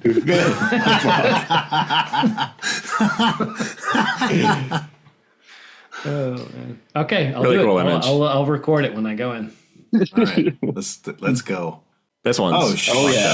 That's awesome. so sick. Yeah, Alberto came That's with so cool. guns a blazing. I know, I was Really? surprised. I thought this would Dude. be I wasn't even sure if I was going to air this or not, but it's turning out pretty good. Yeah, he a came to trial play. run. Yeah, like, I didn't promise him anything. I was like, you can come on the show. I don't know what's going to come out of it. We'll Try not give to it a fuck shot. it up. Yeah, See what exactly. happens. Maybe a lot of director's cuts. We'll see what's up. B-roll. Exactly, dude. This is legit as fuck. I saw this Yeah, one this the other photo day. It rips. just blew my mind. Yeah. Wow. But what did you take from it? Like when you saw his caption and such. What did I take away? That's a good question. I mean, I think, to be honest, I don't remember the caption, but this image was just like so insane that I felt like and also I haven't seen his work be shared that much. I mean, but I went on his website. He's been, I think he's from the Czech Republic. He's been featured on like Nat Geo. So he's like a well-regarded Czech Republic nature photographer. But this specific image, I've been following him on Instagram for a while, but this image is just so crazy. And I guess it's a lot of winter images in this round because maybe we're approaching that. And subconsciously I want to see him. But yeah, I mean, I think it speaks for itself. It's just so well balanced, but also evocative and hard to understand, but also clear. It's just very, very good. So And is that typically- texture on those trees? Is that frost? Is that what that is? Yeah. I think it's Looks like, Man, yeah. that's so cool. wind-blown That's so frost, fucking cool. I think. Yeah. I've never seen frost like that in real life, but typically when I photograph trees or see photographs of trees, I don't like it when there's like a really thick predominant trunk in the composition, like way bigger than all the rest, because it's just kind of jarring and just kind of breaks up the scene. It can feel like it divides it. But this scene with those conditions and everything, it totally warrants it, because then you can appreciate those, like it kind of reveals what is in the rest of the scene by putting it up close in that one section. You can appreciate all those frosty details. Oh yeah. Good point. And Yeah. it's crazy because it looks the same in every tree, like that. Yeah. That weird, like It must have open been up. like windy, like sideways snow, moisture stuff that froze really quickly. Crazy Pretty. conditions. Man, it's sick. insane. Absolute unique conditions. I mean, Right. I mean, can you imagine just like rolling up on this scene? I know. I was just thinking, I mean, was like, seriously, that's just so going- Holding your shit. You're Where's like my going, what? Wow. yeah, you better move fast because it's not going to last. Yeah. Yeah. Yeah, Fun timing size. is huge with this kind of frost. Gone in a night, in an instant. Yeah. Yeah, I would fumble this so bad. Like I would show up and just be like, "Holy shit!" And then I would not Totally. be able to do it. Yeah, Totally would. Wow. It's really It looks like it's converted to black and white too, which is cool, just to simplify it and bring out that frost texture more. yeah, but it still looks like blue tinted a little bit, slightly. It's which cool is black nice. and white. Yeah. Yeah, monochromatic. Yeah, very well done. Really unique Man. conditions, handled really well executed. Absolutely. Wow. I'm so Glad he was there I'm and so not glad you showed Alberto. this. He's like, "Where's my rock? Where can I have this rock?" I need to lay on a rock. Yeah. Need 5 minutes. If you ever can't find a rock, you can always use me. I'm pretty stable. I'm a solid guy. Yes. I know. I felt you before. Hey, whoa! the reach around, right? Yes. Yes. The like looking at his work, like the woodlands around where he is, if he's shooting like in his region, like it's really phenomenal stuff. These are like Bohemian forests, right? Like, is this like around like Romania or something, or like Czechoslovakia, or like He's Eastern he's Europe? from yeah he's from the Czech Republic. Yeah, I don't know if this is in the Czech Republic, but that's where he's from. So I assume it's somewhere in that general area. Because like Martin Rack, Skydy, whatever that is. Martin Rack and a couple other guys over there have shot similar stuff like this. I forget the other guy's name. Absurd. No, it's reminiscent of Romania too. I wonder if it's because I imagine there's less nature photographers in the Czech Republic than in the U.S. I wonder if they have a community in their country, or if it's maybe slightly easier to stand out. Not that I'm saying that this image doesn't deserve its own merit just by itself, but I wonder if it's a little bit easier to stand out if there's less of them just in the U.S. or like in England or something. Good question. Less competition to food poison you on trips. Yeah. You don't have to knock out the competition. You can just Absolutely. You can feel good. Exactly. You don't have to roofie anybody. You just shoot straight from the hip. So yeah, this is the Czech Republic. I'm pretty well traveled. I know my places, so Yeah. I like never the been live there, Googling. but I'm familiar. I appreciate the live Googling, Mike. It's good. Yeah. Fact checking. Yeah. It's Jimmy's job, but Jimmy's slipping. Yeah. Somebody's got to step up. This one is really I saw satisfying. this one the other day. This Very is so cool. good. Oh, yeah. Yep. I mean, I have so to you get the spike belt, the studded one for this one. you have to say that for every photo now, or else people are going to feel bad if their photo doesn't have That's true. Why didn't I get the belt comment? It's Why the did I new get the bar. Bennett belt? Yeah, exactly. The Bennett strap. You should just go. Wait, but yeah, Oh dear. yeah. That was So, you, so boys. for anyone who doesn't know Ian, he's from, I think he lives in Santa Cruz, which is pretty close to me, but I've never actually met him. Would love to one day. But this is part of a series. You hear that, Ian? Yeah. You're watching. This is a cry for help, Ian. Yes. Not so bad. Hit him I up. cry for help. I love it. But he has a whole series of Manzanita bark, and that's what this is. This is number Okay. 15. And yeah, I was thinking eucalyptus. yeah. So this is Manzanita bark, which is very special. correcting very me? Interesting. Yeah, I am, Eric. Whoa, yes. But yeah, it's a whole series, and all of them are fantastic. I just chose this one off the hip, but they're all Don't great. the manzanita trees have pretty thin branches? So, like, wouldn't this be pretty small? It would be small. Yeah, I mean, I think there's some that grow that can be larger, but yeah, Some thick it's boys? not a tree. It's more like a bush. So it's definitely probably a very small section of the tree, but maybe Ian can. Yeah, they don't confirm. have like a principal trunk and then branches. It's like they're all coming out of the ground. Yeah. Right. He's got a really nice collection of this.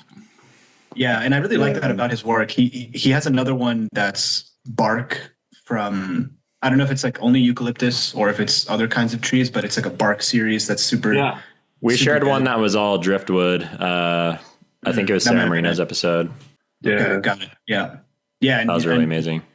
and he makes great work all the time. He's always sharing really good stuff. But I really appreciate his collections just because I know how much more work that tends to be and how focused you have to be to do it well, and how much you really have to pay attention to a specific subject, because it's easy to, see a manzanita tree, take one photo or two photos of it and move on and not really look at it again and think that you've captured what you needed to. But Yeah, I think you've when done the when manzanitas. Yeah, exactly. But when you do it as a project, it's you're kind of forced to keep looking and to look closer. And I think the evidence of that is just the great body of work that he's able to make out of it. Yeah, it's super nice. The colors this and is- the flow is just really, really nice. It works really well. Just those curled up strands look Yeah. so nice. Yeah, I totally agree with that. The way those sweeping lines go through there, and then it's just really Yeah. well framed up. And It's like the pencil shavings I used to snort in elementary school. Used to. used to. Yeah. Well, figured out smoking them works better later on, but Middle school. yeah, Jimmy sees that shit every day. He's a dealer. No, Sending people to the principal's office. I'm not a chemist. Exactly. Again? Right? Give me that. Yeah, Yeah, exactly. let me yeah, confiscate that. Got a whole drawer full of like pipes and Yeah. It's a murder drawer. Did I show you that picture that I had I teach seniors and some juniors, but we're out doing this. Long story, but they're out in the woods and they're doing a tree removal, and they come back. Look what we found, and it was. I'm like, oh my god! It was like this vintage Budweiser can. oh, I think you did, yeah. It was like Yeah, the you did ones tell us that look about like that. a can of soup, like the ones that Yeah, Yes. it was like, Old school. 3 parts to it. It was old school, and one of the people at school actually figured out the date that they stopped doing those, and it was 74. Jimmy, that was the year that Jimmy was born. That might be yours, brother. No, His birth year. That's where he was there's a conceived. story there somewhere. Under that oak tree. Oh man! And it looks like it had been. Nah, Jimmy's way older than that. Yeah, no, like older than the dirt that I found it in. But it looked like it had been shotgunned because it was like punctured on the side. Oh shit! Really? I was like, Yeah, they got to drink quick. yeah. In between gym and sixth period, you know, you got to slow it down. Seriously, dude, that's exactly it right there. During gym, that's probably what it was. No time to waste. Exactly. Anyway, but yeah, it's a beautiful image, Ian. Oh yeah, right. Yes. Photography. That's what we're here for. I forgot. Yes. Yeah, really nice. The colors, the colors. amazing. Yeah, Yeah, and they're Yeah, not that color's pushed awesome. at all.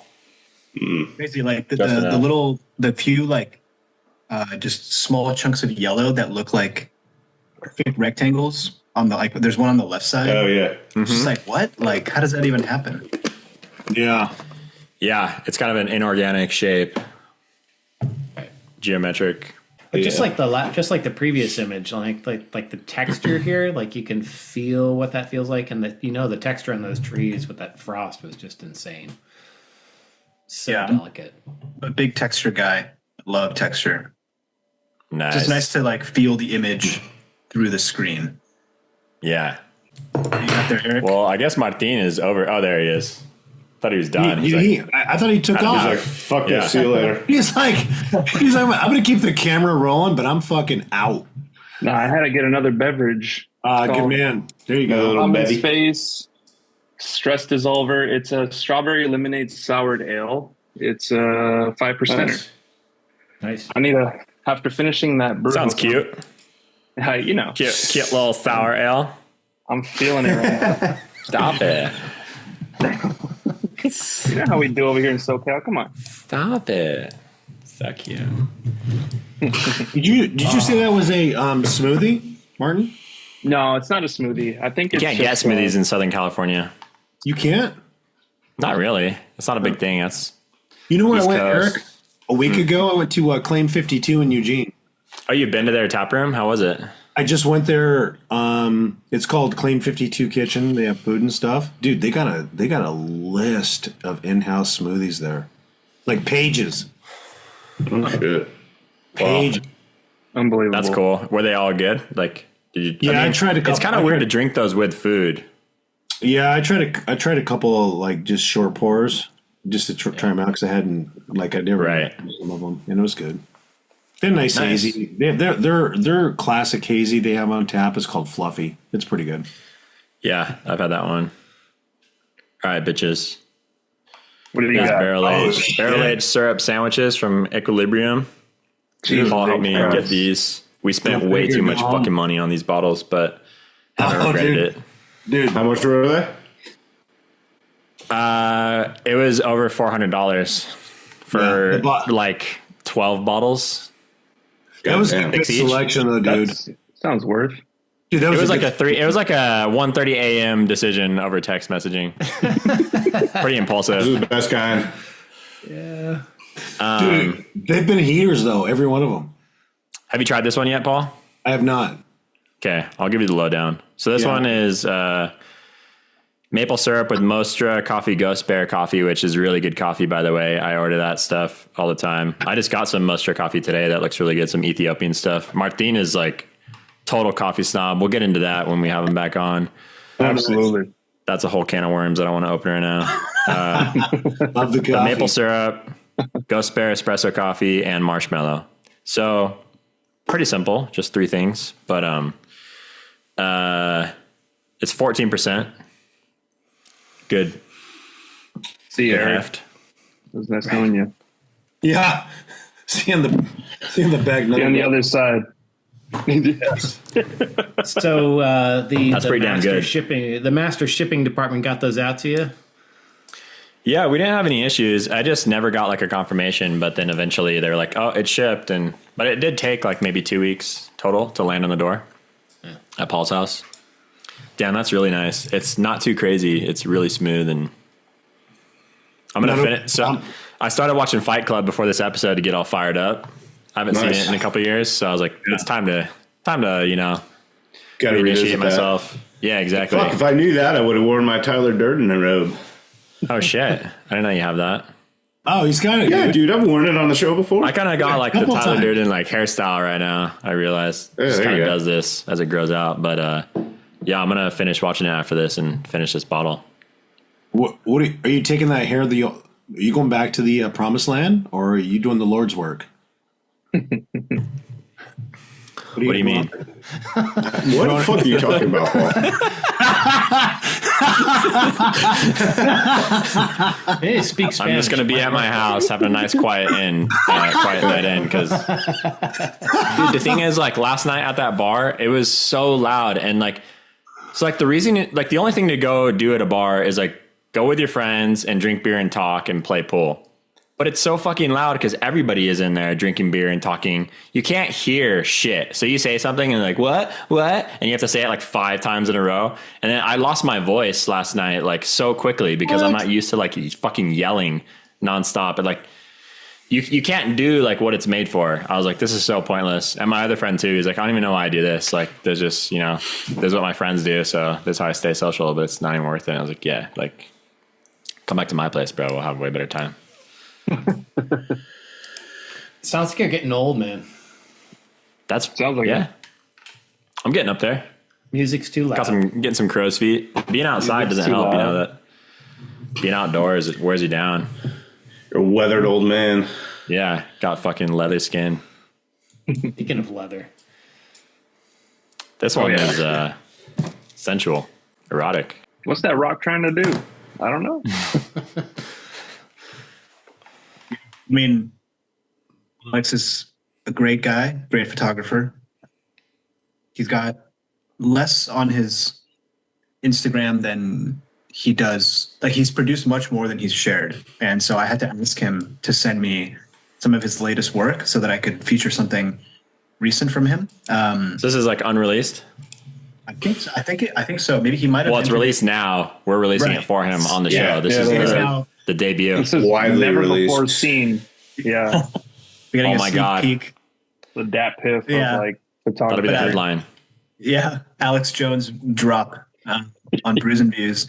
But yeah, no, I mean, this photo is just so. It's just very sexy. Like, it just is curvaceous and smooth. Thank you for saying it.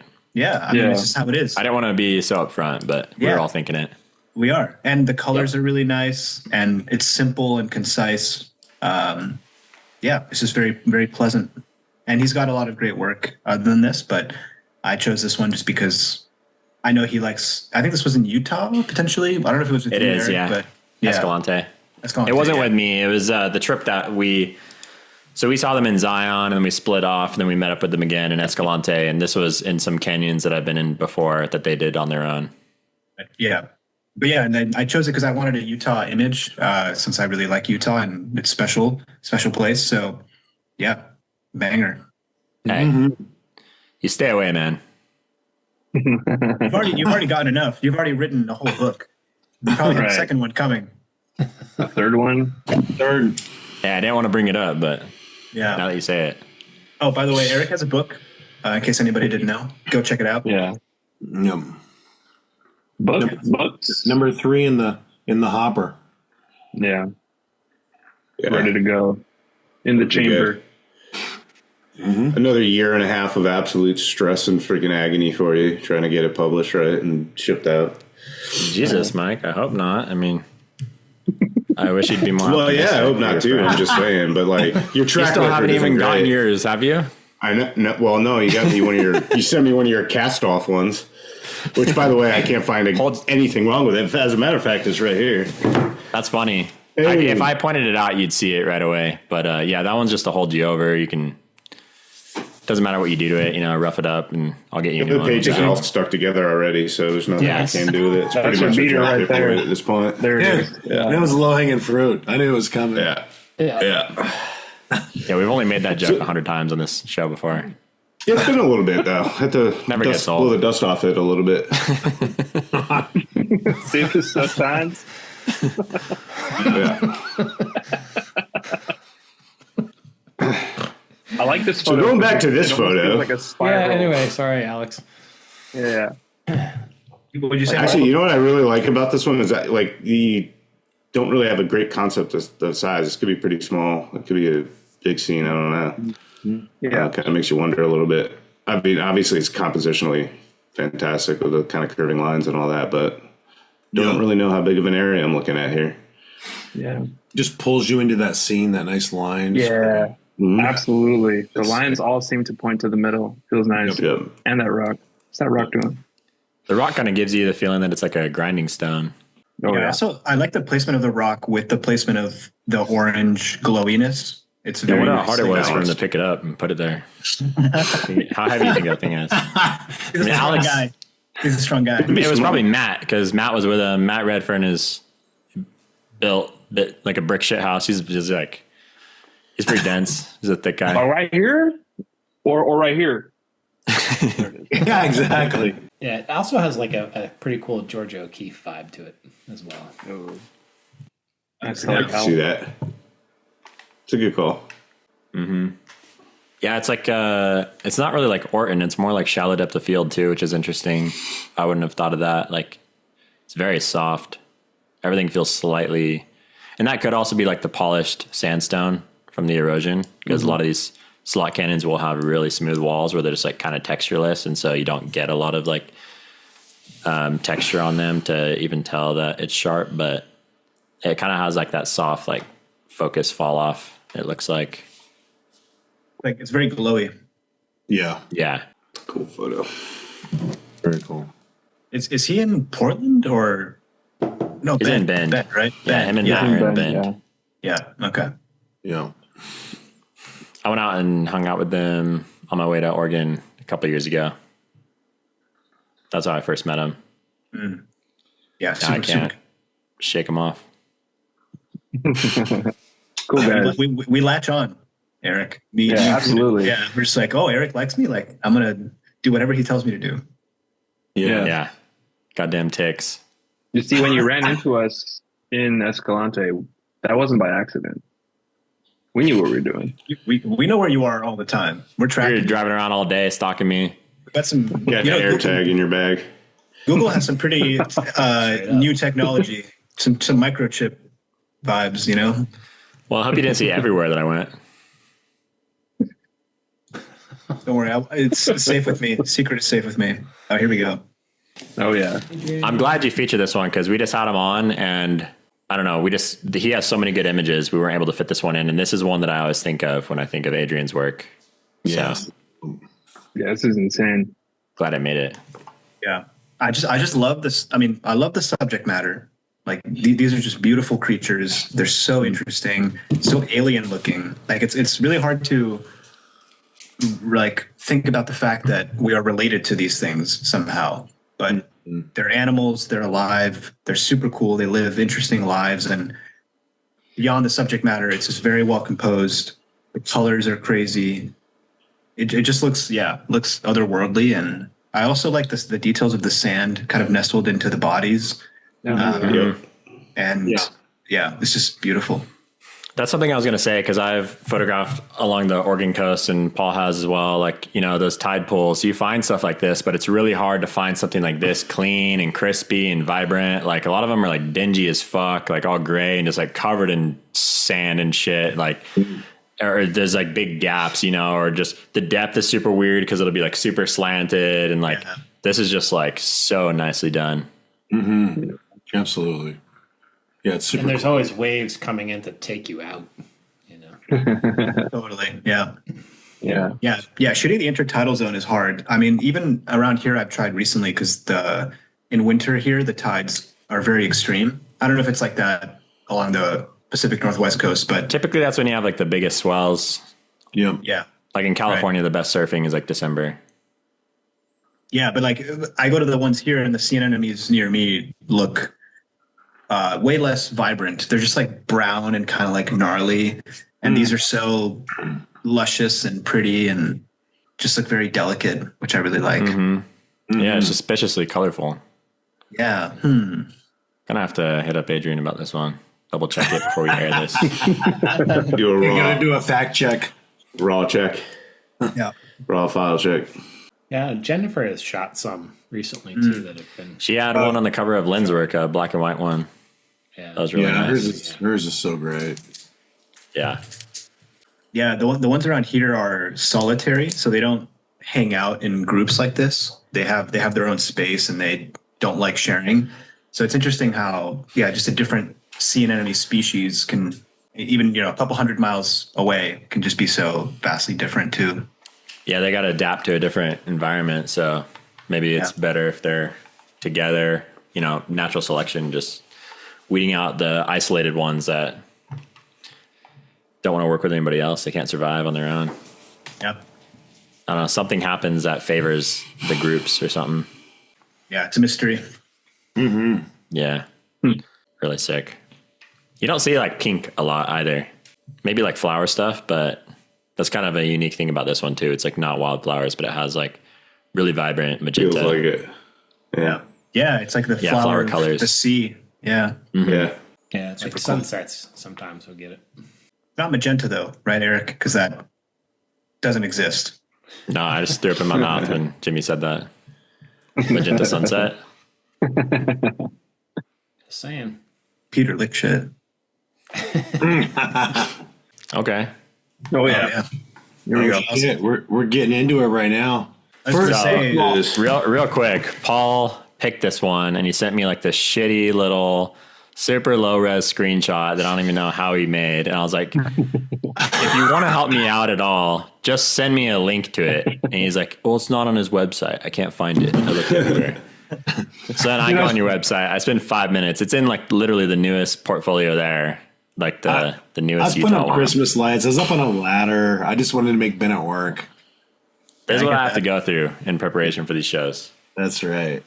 Anyways, Alberto, going through your website, like just I think part of the fun part about us doing this is just like really digging in and going through people's like images, and your website's fantastic. You have a lot of really great stuff on there, and it's really hard to choose something.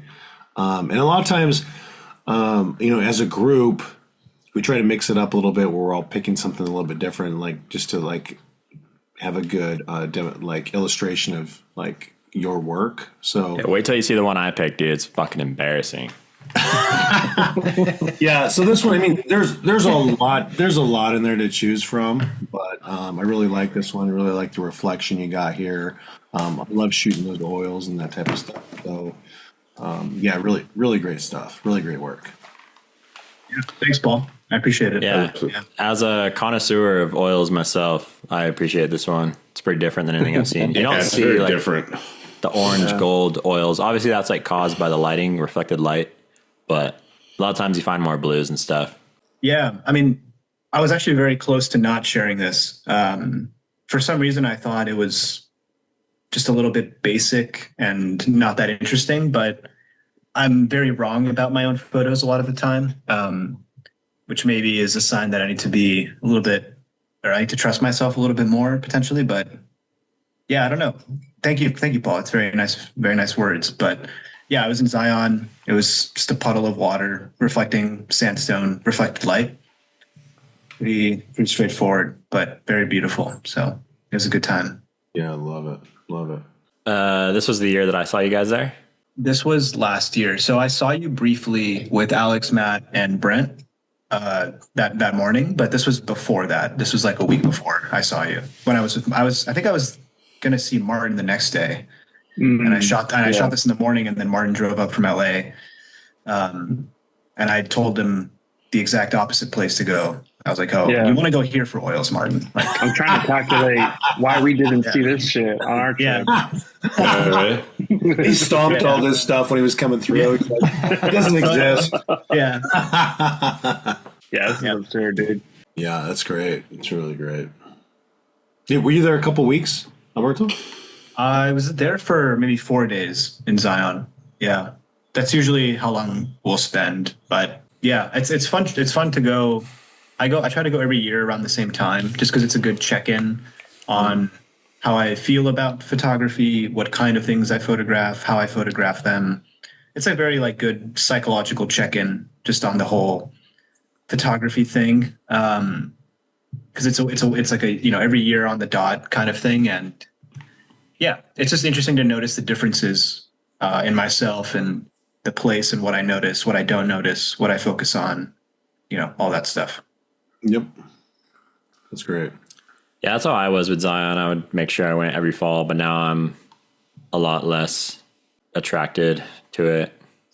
It's loaded with incredible subject matter. So like tons of awesome stuff to photograph, but I don't know, to me, like the crowds and like the shuttle bullshit, like all that stuff has really gotten to me. Like, Yeah. it's just such a contrast when you're backpacking out in the middle of the desert, seeing nobody for days. And then you go do stuff like that. It's just like, it's kind of abrasive. I don't know. Yeah. I think we Get got into it. Yeah, it messes with your like ability to get in the zone and to be creative and relax. I can't immerse myself and I don't to want to see create, right? I don't want to see another person like listening to music out in the woods. Like, I mean, like even this year, Martin and I went to Perea and backpacked there, and then immediately went to Zion, and it was definitely pretty jarring. I mean, we still had a great time, but yeah, I don't know, Martin, how did you feel like going from not seeing anybody for 3 days to a crowded park with shuttles and stuff like that? yeah, was Pariah pretty quiet in November? Yeah, I mean, the first day we didn't see anybody. I mean, that's when we saw someone, and then after that, like the next couple of days, we didn't see anybody until the last day, and that was like within 5 to 8 miles of the remainder of the hike. But yeah, going to Zion, I think we were just roasted from the backpacking trip, but also like just overwhelmed with just the sheer amount of people there. And also like when we were trying to shoot into the east side, when there was like that crazy snowstorm, people were just like coming up and talking to us, and it was like, oh, like I'm shooting here, come on. And it's just like, it's hard to, Yeah, it's like you don't fucking walk up to a doctor while he's giving open heart surgery. Like, oh, like Right. what's your Like, favorite doesn't pair of that important? scissors? Or oh, is that like your lab coat you use all the time? Or do you have another one? Like, what's your favorite brand? Like, Jesus. but yeah, it was interesting. It's also No just crazy respect. to imagine. It's crazy to imagine Zion without the road. Like that's kind of what Perea felt like when you come out of the narrow section and it's just this big, you know, crazy It starts canyon. to Like, open up. Yeah. yeah, it's just it kind of made me a little bit sad to go to Zion, and I know that it's more accessible that way, and et cetera, but still, look, you kind of feel the loss a little bit more when It you would can see be the what it most could have been. remarkable backpacking location in the world, probably. Like starting at the it'd be fucking Watchman, insane. hiking up the Virgin River, and then going through the Narrows. Like, it'd be like the most amazing. epic 7-10 day trip ever. Yeah, Yeah. really would be.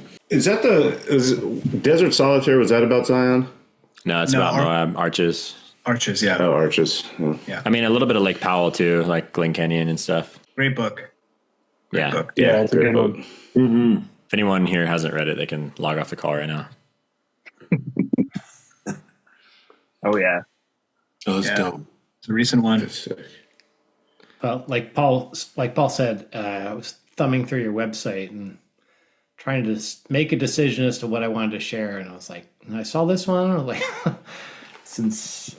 oh my god, there's a lot going on here, but yeah, it's just really gorgeous. I mean, just beautiful play with the ice and the reflection and lighting, but just the balance of it all and the like the tension between the cracks of the ice and the waterfall. You know, it's just, yeah. I wish I was right there next to you. Like, so Yeah, absolutely. Like right behind him. Cool. no, that's you. Reaching but- around. Reaching around. Holding hips. But those sharp lines that are in there just totally make. I mean, it could have been soft like a few moments ago, or you know when the sun, whatever was happening there. It's just that jaggedness adds some really cool tension to it all. It's very interpretive and abstract, and I can if I try, I can figure out what it is. I think I won't say it because that's not the point of the photo. But when I look at it, I see like the top of like an ice cave, maybe like different layers, and then like that white kind of triangle shape in the bottom third. It feels like a waterfall or something. It's yeah, everything is. It just like it it engages the imagination a lot and makes you think of a lot of stuff. Conjures up a lot of images. And those are Really those are the best images. I mean, we've talked Absolutely. about on the show. I mean, I am seeing double right now, but Yeah, we just have to you have to work for it a little bit and go, what's going on here? It's pretty. Oh yeah. Yeah. It's just so engaging. Yeah. Definitely one you stop got to being spend like time tracks. with. And the concentric lines, in the upper half going left to right, it's reminiscent of like a tree, like the layers within a tree trunk, Yeah. when it's cut. Oh yeah. My God. Yeah, there's so what were you much to thinking see. when you were composing this, Alberto? Like, what did you see? Yeah, so I mean, I can break the illusion a little bit. So it's pollen actually. It's not ice, and I don't know how it formed in this way, but there's a section in Yosemite where you can walk along this meadow, and in the spring it gets flooded. And that particular day, for some reason, there was a ton of pollen in that puddle, and what you see in the bottom half is Yosemite Falls reflected in the water, Reflecting. and then there's the Oh, it is a pollen above waterfall. it. Holy shit. It is a waterfall, yeah. So that's Yosemite Falls in the bottom half, which is very photographed, very iconic. But I think in this situation, it's not as obvious what it is, I guess. And it's interesting to hear you guys talk about it because I know exactly how I made it, and so to me, it doesn't feel very. Yeah, it's hard for you to see it without the context. Exactly. Yeah. Like I know exactly how I did it, and it wasn't that. To me, it didn't feel like that crazy or that. Anyway, so I know what it is, and so it takes a little bit of the mystery out of it for me. But yeah, I guess. crazy. Yeah. Crazy that's pollen. I mean, I would call that all day long.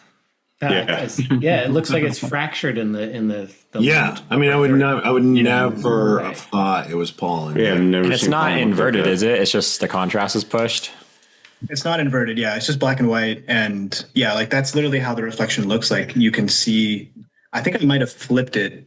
I think I flipped the image vertically. So obviously, if you were looking at it, like the waterfall wouldn't look like that because that's not how Right. Right, reflections be work. upside down, yeah. Yeah, so I did flip it vertically to make it look more disorienting. But yeah, Okay. I don't know how. We'll let that I think slide. the yeah, and the pond was like super still, so it was very calm water. And I think like there had been a wind, the last couple of days, and so that had swept pollen onto it. So also very good timing. But yeah, and you can see like a little bit of grass, kind of along the bottom edge of the pollen between the two.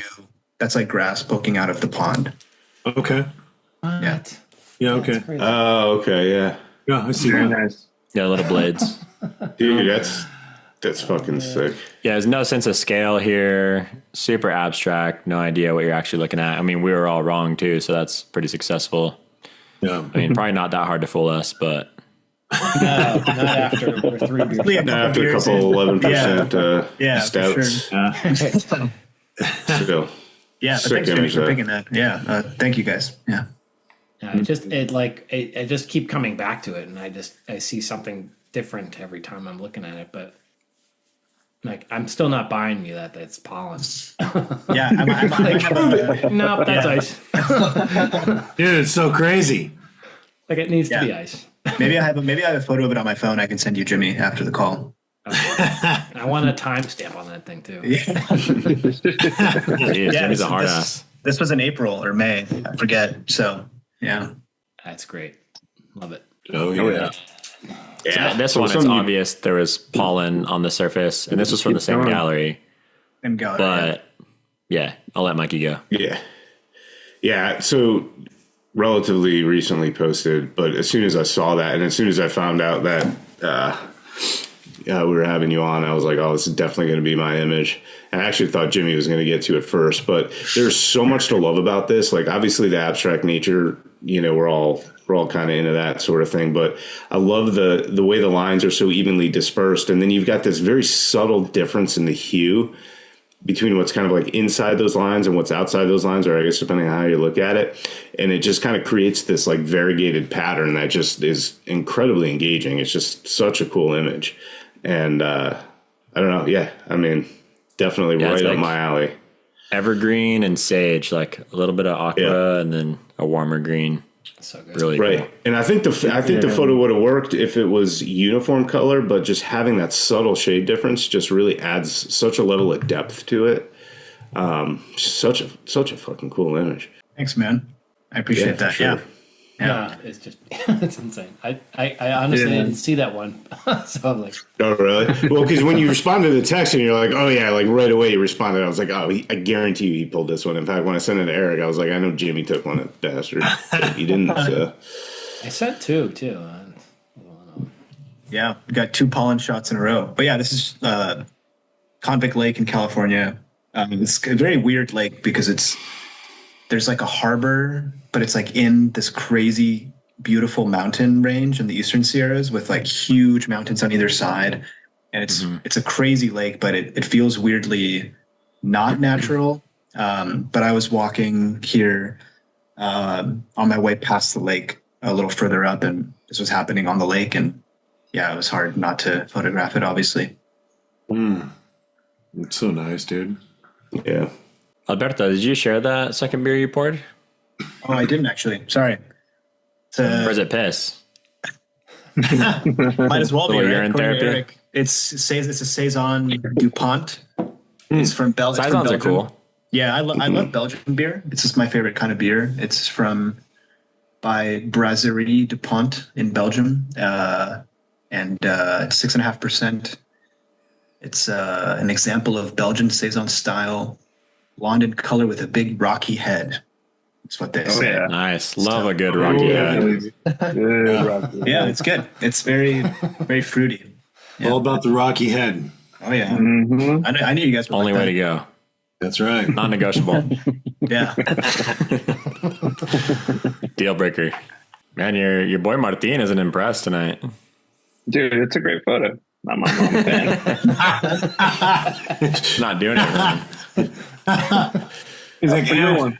all right, I was next to him. He's like, just wait till you see my episode. You won't even. No.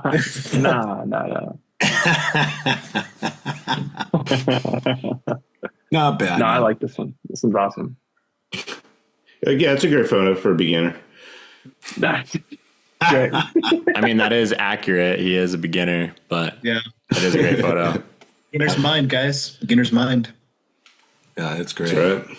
Oh, good. So, Dude, that's yeah, this so is cool. one I've always liked, and I also wanted to share it because I wanted to hear a little bit about your Iceland trip because it's always interesting to hear how different people do Iceland. I haven't been in several years, and I was super stoked on it. I went like 3 years in a row, and then I haven't been back since because it just totally changed, and I was kind of disenchanted by the crowds and stuff. But yeah, sick image. But when did you go to Iceland, and what was a little summary of your trip? It's May. And I found it very challenging and frustrating, to be honest. Yeah, I rented a van and I drove around I forget what it's called, just basically a big circle, the loop. Yeah, the big loop around the island. And then I also made it to the furthest west fjord, or I forget, Snæfell something on the western side. What time of year, Alberto? It was in May. I think it was late May. But yeah, just very, very, very rainy, very cloudy, very windy. So very difficult to hike, difficult to take photos in those conditions, and lots of people. And yeah, I think I would go back to Iceland, but it would have to be for a specific kind of trip, maybe backpacking in the highlands or in like the dead of winter, just to see it in that kind of condition. But yeah, this was actually the first light that I saw. After just overcast, rainy. Yeah, after like 4 days of no light, basically, this was the windy. It was it was awful, super windy. Like I've had fun setting up tents there and stuff. Yeah, thankfully I was in a car, so I could sleep okay. But just going out to even just to hike, not even photography, but just hiking was difficult. But yeah, this is one of the big glaciers that's like on a lake, and there was the light opened up and I had to photograph. I mean, I was so excited just because it'd been so dark and sad for 4 days that it felt like a very beautiful moment. And it very quickly went away. But yeah, I don't know. Iceland was tough. You didn't last very long. Just immediate. Yeah. within 2 minutes. It's after 4 days of blue balls, you know. Yeah, exactly. Right. With the But floodgates. it was challenging for sure. I'm not sure. Iceland is its own kind of psychological challenge, and also I think I had I was trying to make unique things in Iceland, and that's also very difficult. So I felt like if I was very hard on myself, and if I was trying on purpose to not photograph the things that everybody else had already done, but that's very difficult to do when you're somewhere new. So I was very hard on myself and was frustrated at the lack of opportunity that I felt was, not in my control. So anyway, yeah, that's kind of how it went. I mean, I still, looking back on it, I think it was worth the trip and don't regret it at all, but it was definitely difficult. Yeah. Did you go alone? Yeah, I was alone. So what made you want to go there? I mean, besides the obvious, it looks awesome. So I went to Europe for work. So I basically had my ticket already paid for to Europe, and I was able to do like a layover in Iceland as part of my ticket to and from where I was going for work. So the flight was paid for. So all I had to pay for was the van and just requesting time off. So it made it very easy and very convenient. And I figured I wouldn't have a better chance to go to Iceland with that kind of affordability. So that's why I went. And yeah, so I think if it had been all within my own power, I probably wouldn't have done it. But because it was 90 or 75% paid for, it felt worth it. Yeah. Cool. Well, the reason I love this one is because a lot of the glacier images, the glaciers are so far away, they feel very stacked, compressed. But this one has nice lines that lead into it. It has a lot of depth, and then the light and the shadow are really nice here to give it those subtle warm tones. And it felt like a Badlands image to me or something, but it's ice instead. Yeah, the light transition is awesome, and there's just that subtle tone differences between some of the areas and others. That's really nice and really well balanced too. I was impressed by your whole portfolio you released from Iceland, by the way. I mean, I told you that when you did it, but I'm saying it on air so people know how generous I am with compliments. You're very generous. Yeah. No, but what you said about Badlands is how it felt. It felt like looking at a Badland. And you can actually walk onto these. So yeah, you're right that it's a little bit closer because you can actually walk onto the specific section. And so you can get closer to some than others. And this one was... They're slippery though. It's scary. Yeah, for sure. Especially when it's raining. And then you just look down and there's a 50-foot crevasse. How does it feel, Alberto, releasing a gallery like this where it was super difficult to get anything going? Conditions were all against you. And then when you release it, everybody feels, or not everybody, but you're hearing people think that it's a beautiful gallery. The images are insane. Yada, yada, yada. How does that disconnect make you feel? It's a good question. I mean, I guess what's most important is the experience. You fucking loved it. Yeah.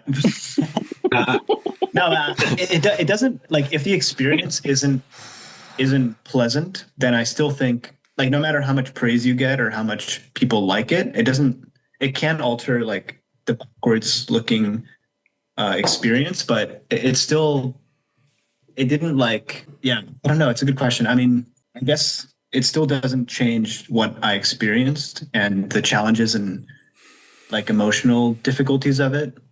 But it does. A lot of times that stuff fades away over time. It's type 2 fun, they call it. The trips you remember the most are the ones that were the roughest and most where you endured the most suffering and stuff. But you look back on them really fondly later on, and as more time goes by, you remember them. It doesn't you don't have PTSD. It's that actually was pretty awesome. It's not oh my God, don't bring that up. Don't ever talk about that again. Right. Don't bring it up. I feel we would never have children ever. Exactly. No shot. Never do that again. Yeah, it's true. I mean, it's as time goes on, you can just appreciate the images, and you're not as influenced by the negative stuff you endured, I guess. Or do you guys look back at your previous galleries? Because I feel I really don't. Once I put it out, I kind of forget just look forward. That they exist. Yeah, I have so much shit that I need to release and stuff. I'm always just looking at that and organizing it and trying to figure it out. I'm never just sitting back and looking at what I've done. That's how I feel too. I don't even sit and look at my books or anything. I don't know what people think when you make a book, what it's like, but like once I put it out there, like the last thing I want to do is like Look at it. I'll have like one sit down to appreciate like the material aspect of it. You know, like this is a real thing. I'm going to have an experience like the people that will receive it soon will be having, you know, just kind of give it a demo. But after that, it's like, I'm just on to the next one. Yeah. What about you, Yeah. Mike or Paul or Martin or Jimmy? I don't do shit. I don't do shit. I don't know. Yeah, I think actually, no, I kind of agree. Like, I think the struggles on any given trip kind of fade, you know? You kind of forget about like being freezing cold and wet and miserable and whatever. Or even if it was like a photographically challenging thing where it's like the conditions suck. Like the last time I went to Death Valley last year, it's like pretty awful conditions, you know, not what you wanted. I had pretty high hopes for it, but you know, in the end, I just kind of don't really remember that part of it. Came away with a couple of decent images and, you know, kind of roll with that as best you can. Do you look back on like your previous releases, or do you share it and then kind of move on? Oh, that's what you're asking. Yeah, no, I definitely don't look. I don't look back, man. Like not at all. Yeah. In fact, like if anybody ever asked me to like print an old photo, especially like a really old one, I'm always like, oh god, I don't want to, mainly because I just don't want to like pull it open, work on it, you know, resize it and all that. Yeah, I don't know. It's kind of weird that we all kind of have that similar aversion that, you know, want to step away. I look back all the time. I look back and curate galleries all the time because I'm like, what the fuck was I doing? Right. You know what I mean? I look back and I'm just like going, it's a journey, right? So you're like your taste, style and all that stuff changes a lot. And I just look back and say, okay, well, I mean, I thought that was great back then for whatever reason. And like now I'm like still into it. So I just did that like a couple of weeks ago. Just went back and just like went through every one of my galleries and just like pulled a bunch of stuff out of there. Mm-hmm. Is that painful at all, or did you feel good? Like when you remove an image, do you feel like I mean, it's like squeezing a zit. Yeah, it is. Like when you're doing stuff, you're like, okay, well, there's moments there where you're like, you know, the moment might be a good moment or on your journey or whatever. But as far as that goes, but like is a good representation of like whatever your work and your style is today. I'm pretty happy with that. Yeah, I get rid of stuff, but I don't go back and look through stuff to like reminisce and enjoy it again, really. I feel like Martin, you kind of do that. Is that true?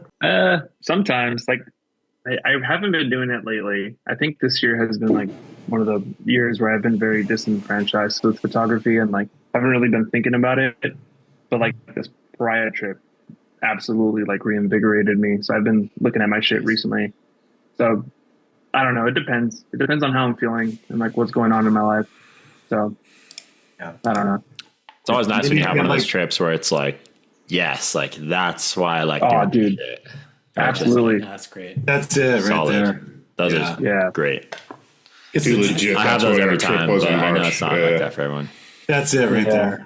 Yeah, our trip, Mikey, that was one of those for sure. That was amazing. Yeah, because that was actually on the photography was all my right, Death Valley you know, trip. Yeah, I know, right? The cuddling was the night stuff. Epic. Yeah. Amy, what about you? We shared a tent. I was. I think I took my camera out. Took something else out.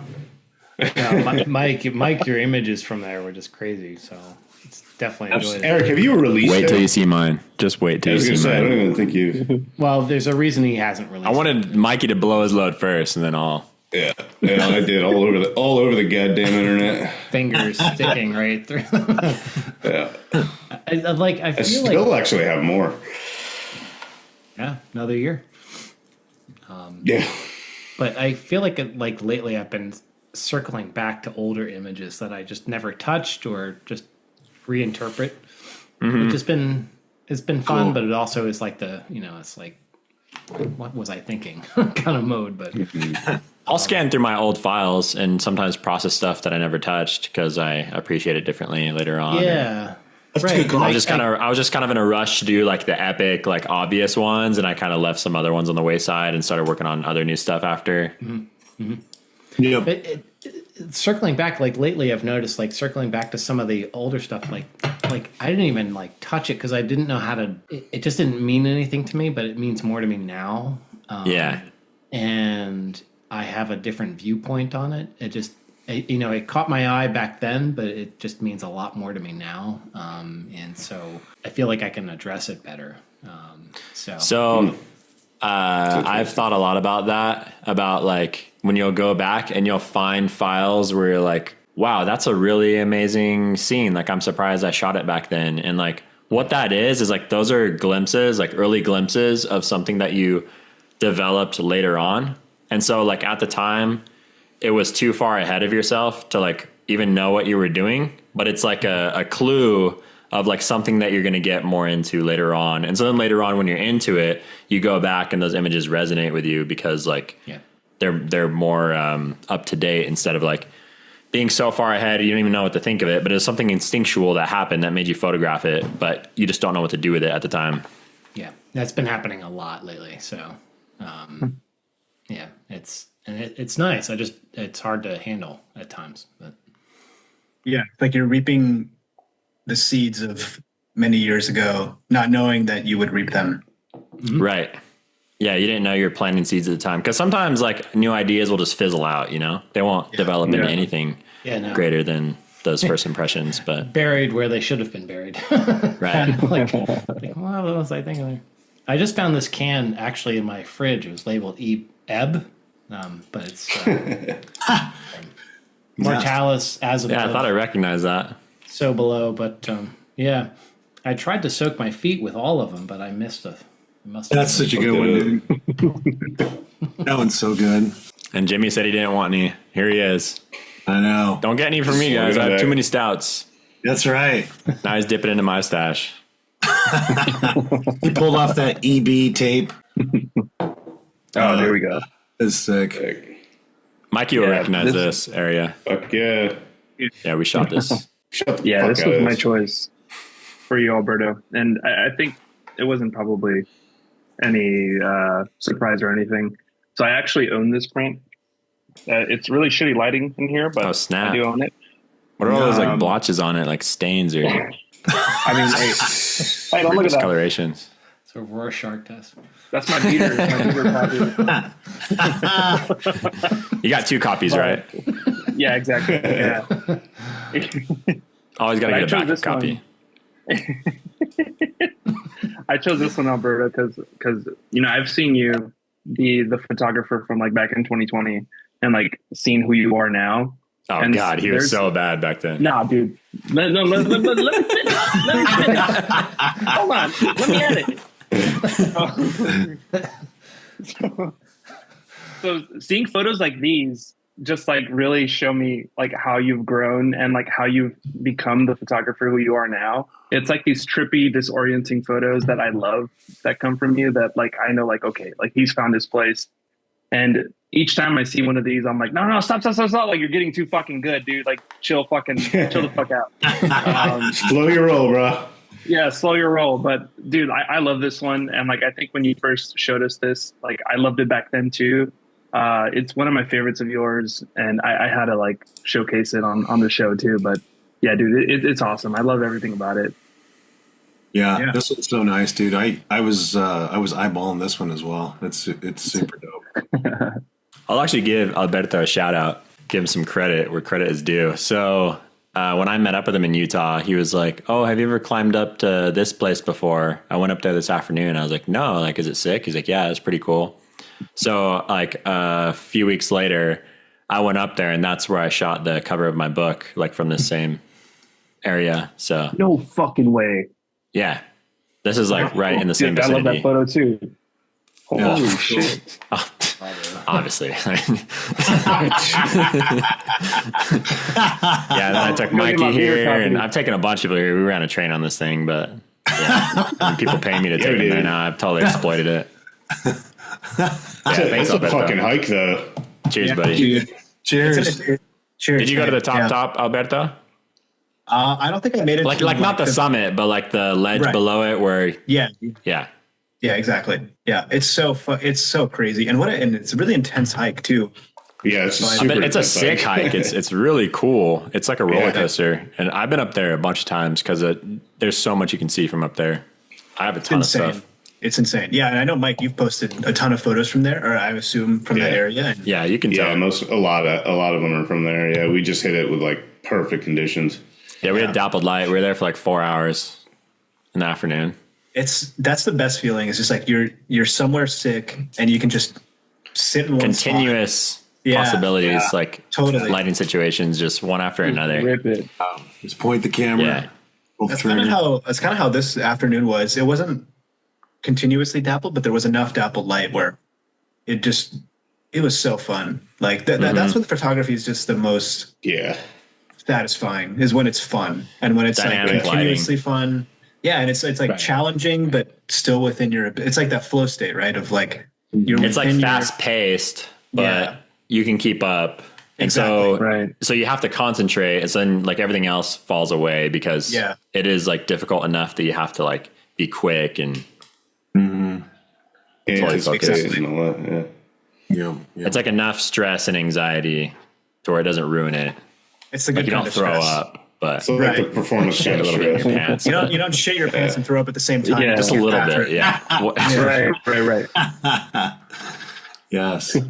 Yeah. No, but thanks, we Mark. got Yeah. we got to hit this place up in February though. I don't know if Paul or Jimmy can make it up there.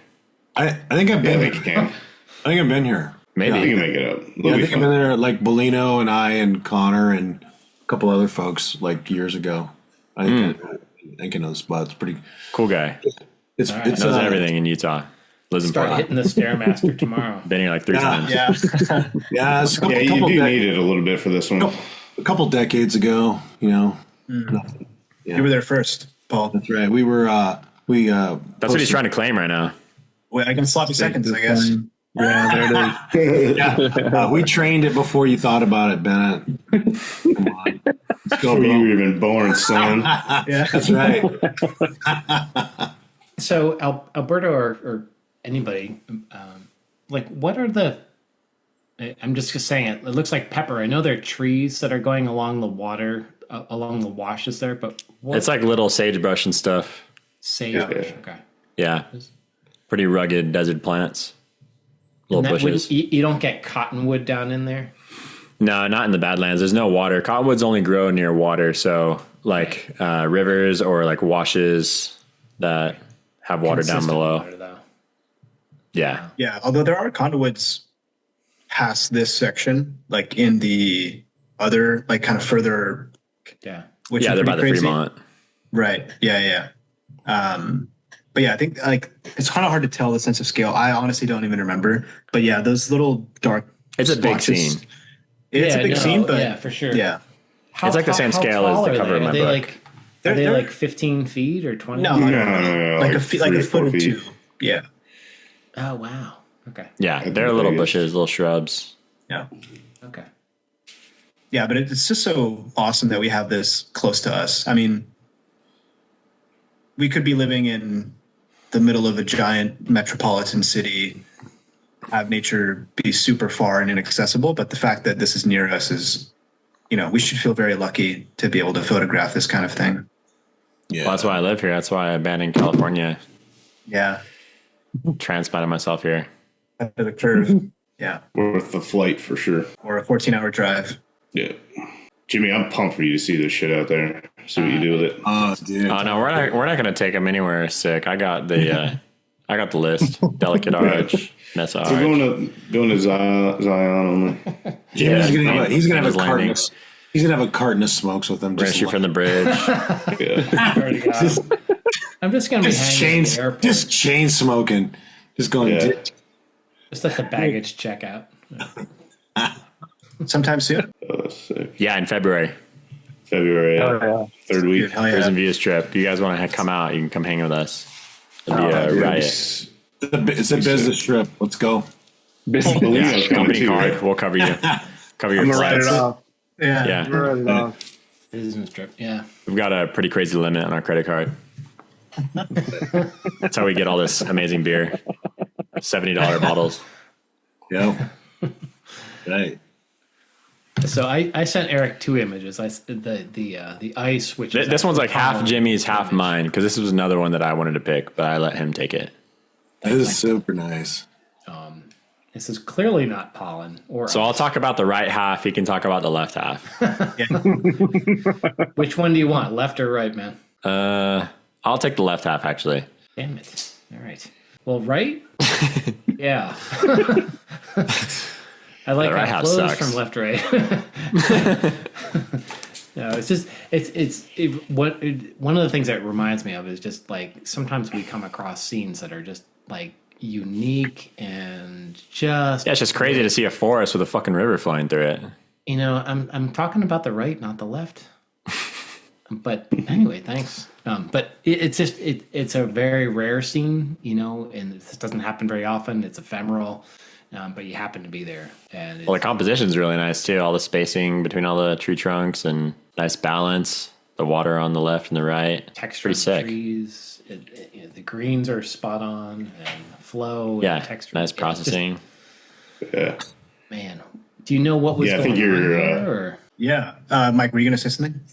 Oh no, I was just gonna say I think your choice of shutter speed was really good too. Like it really kind of it softens a little bit, but you don't lose the kind of feeling of like the power that the water must have. Obviously, probably overflowing banks and everything. It's a really good choice there for sure. Yes, textures are really nice. Yeah. I mean, I don't think this is that rare, actually. Cool.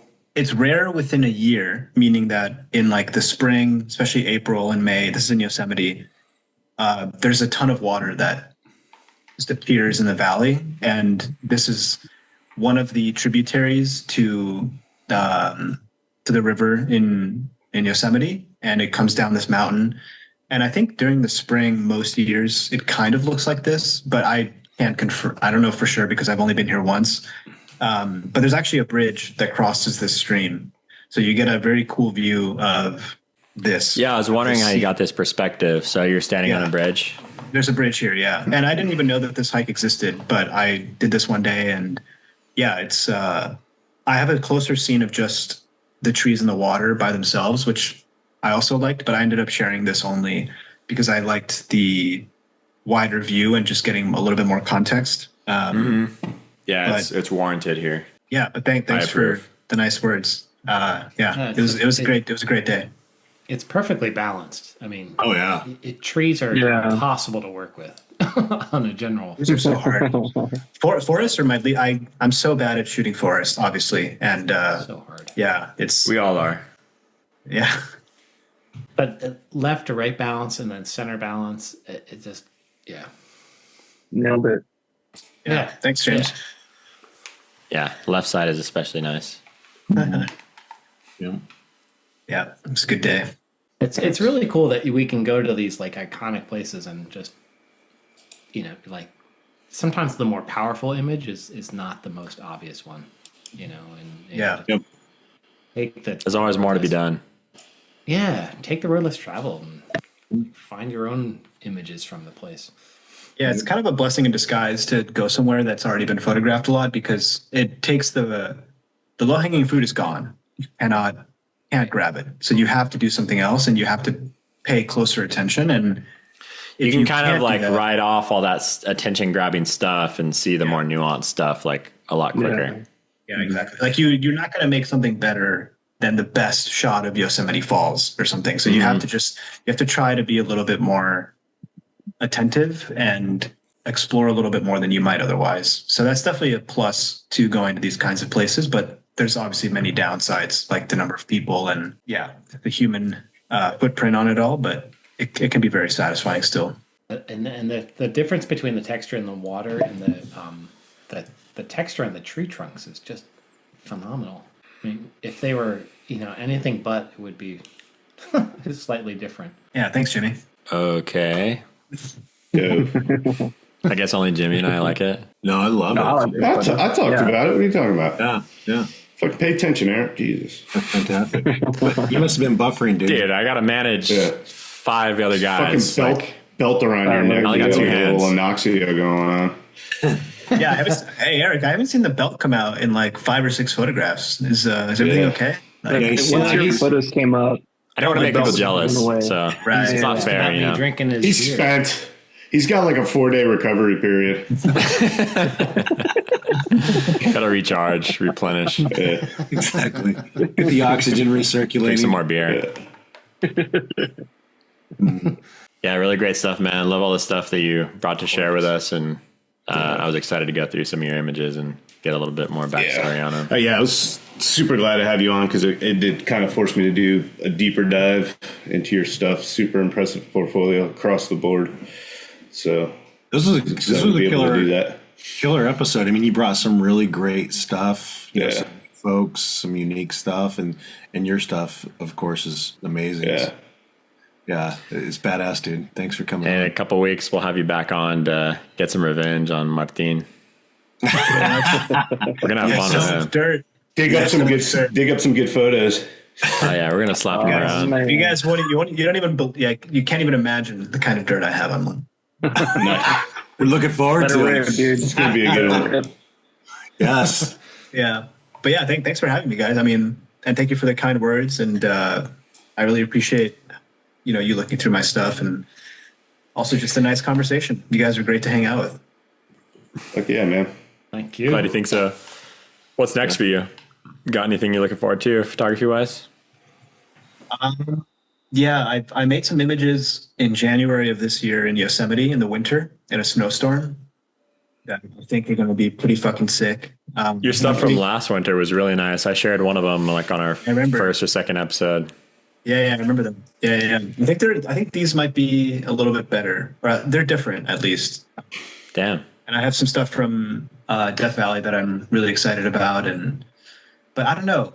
I'm working on like some more longer term projects because I have a big backlog and I'm trying to find ways to use that creatively. And I've been writing a lot more and trying to incorporate writing into like the creative process. And yeah. So we'll see. I'm excited about what I can keep making. So we'll see what comes out of that.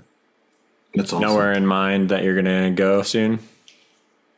No, not really. I mean, I'll probably go back to Yosemite in the winter just because I've been there the last 2 years and it's been incredible every time. And I'm going to keep photographing around my neighborhood in the Presidio and keep making more images here. And but I don't have any concrete plans. No, I like to keep it open. Is Yosemite in the winter pretty easy to get around? Yeah, usually you might need snow chains or something, but with like a 4-wheel drive car, you can get in and out pretty easily. And from San Francisco, it's like a maybe 4-hour drive, so it's not too far.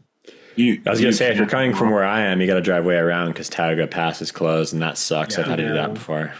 Yeah, So it's like an extra 5 hours. Does I'm suck. trying to convince Martin to come in the winter.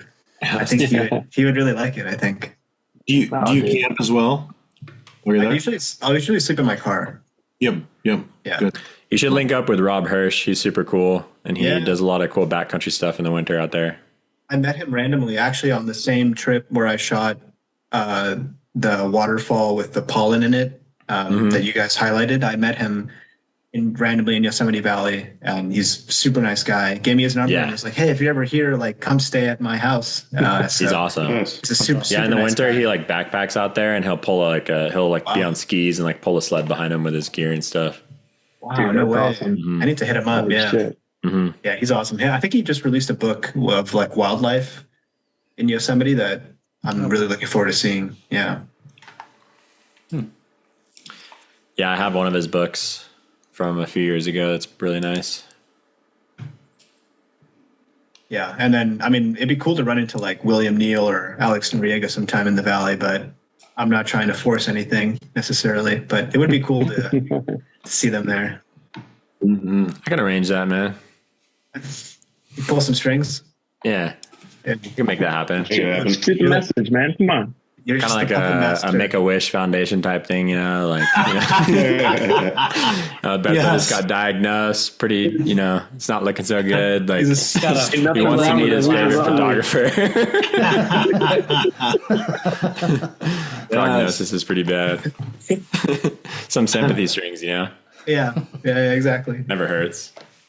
Yeah, there's a few folks who live in the region right there, like right. Yeah, like Franca Gabler and Charlotte Gibb and So I've met both of them. I went to Charlotte's house actually 2 years ago because she does this. She's really great.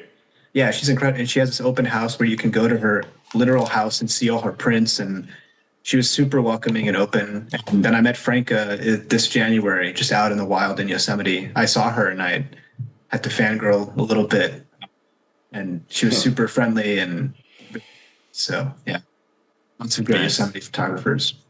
Yeah. Yeah. Yeah. Long legacy. Yeah, exactly. That's I'm just a speck in the universe of it all.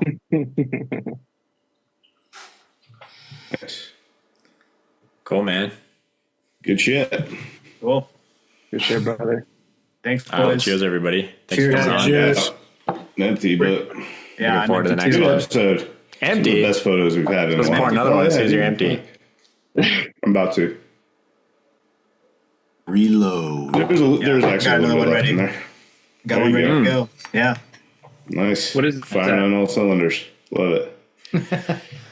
It says the world's first organic brewery. Pinkus. Minkus.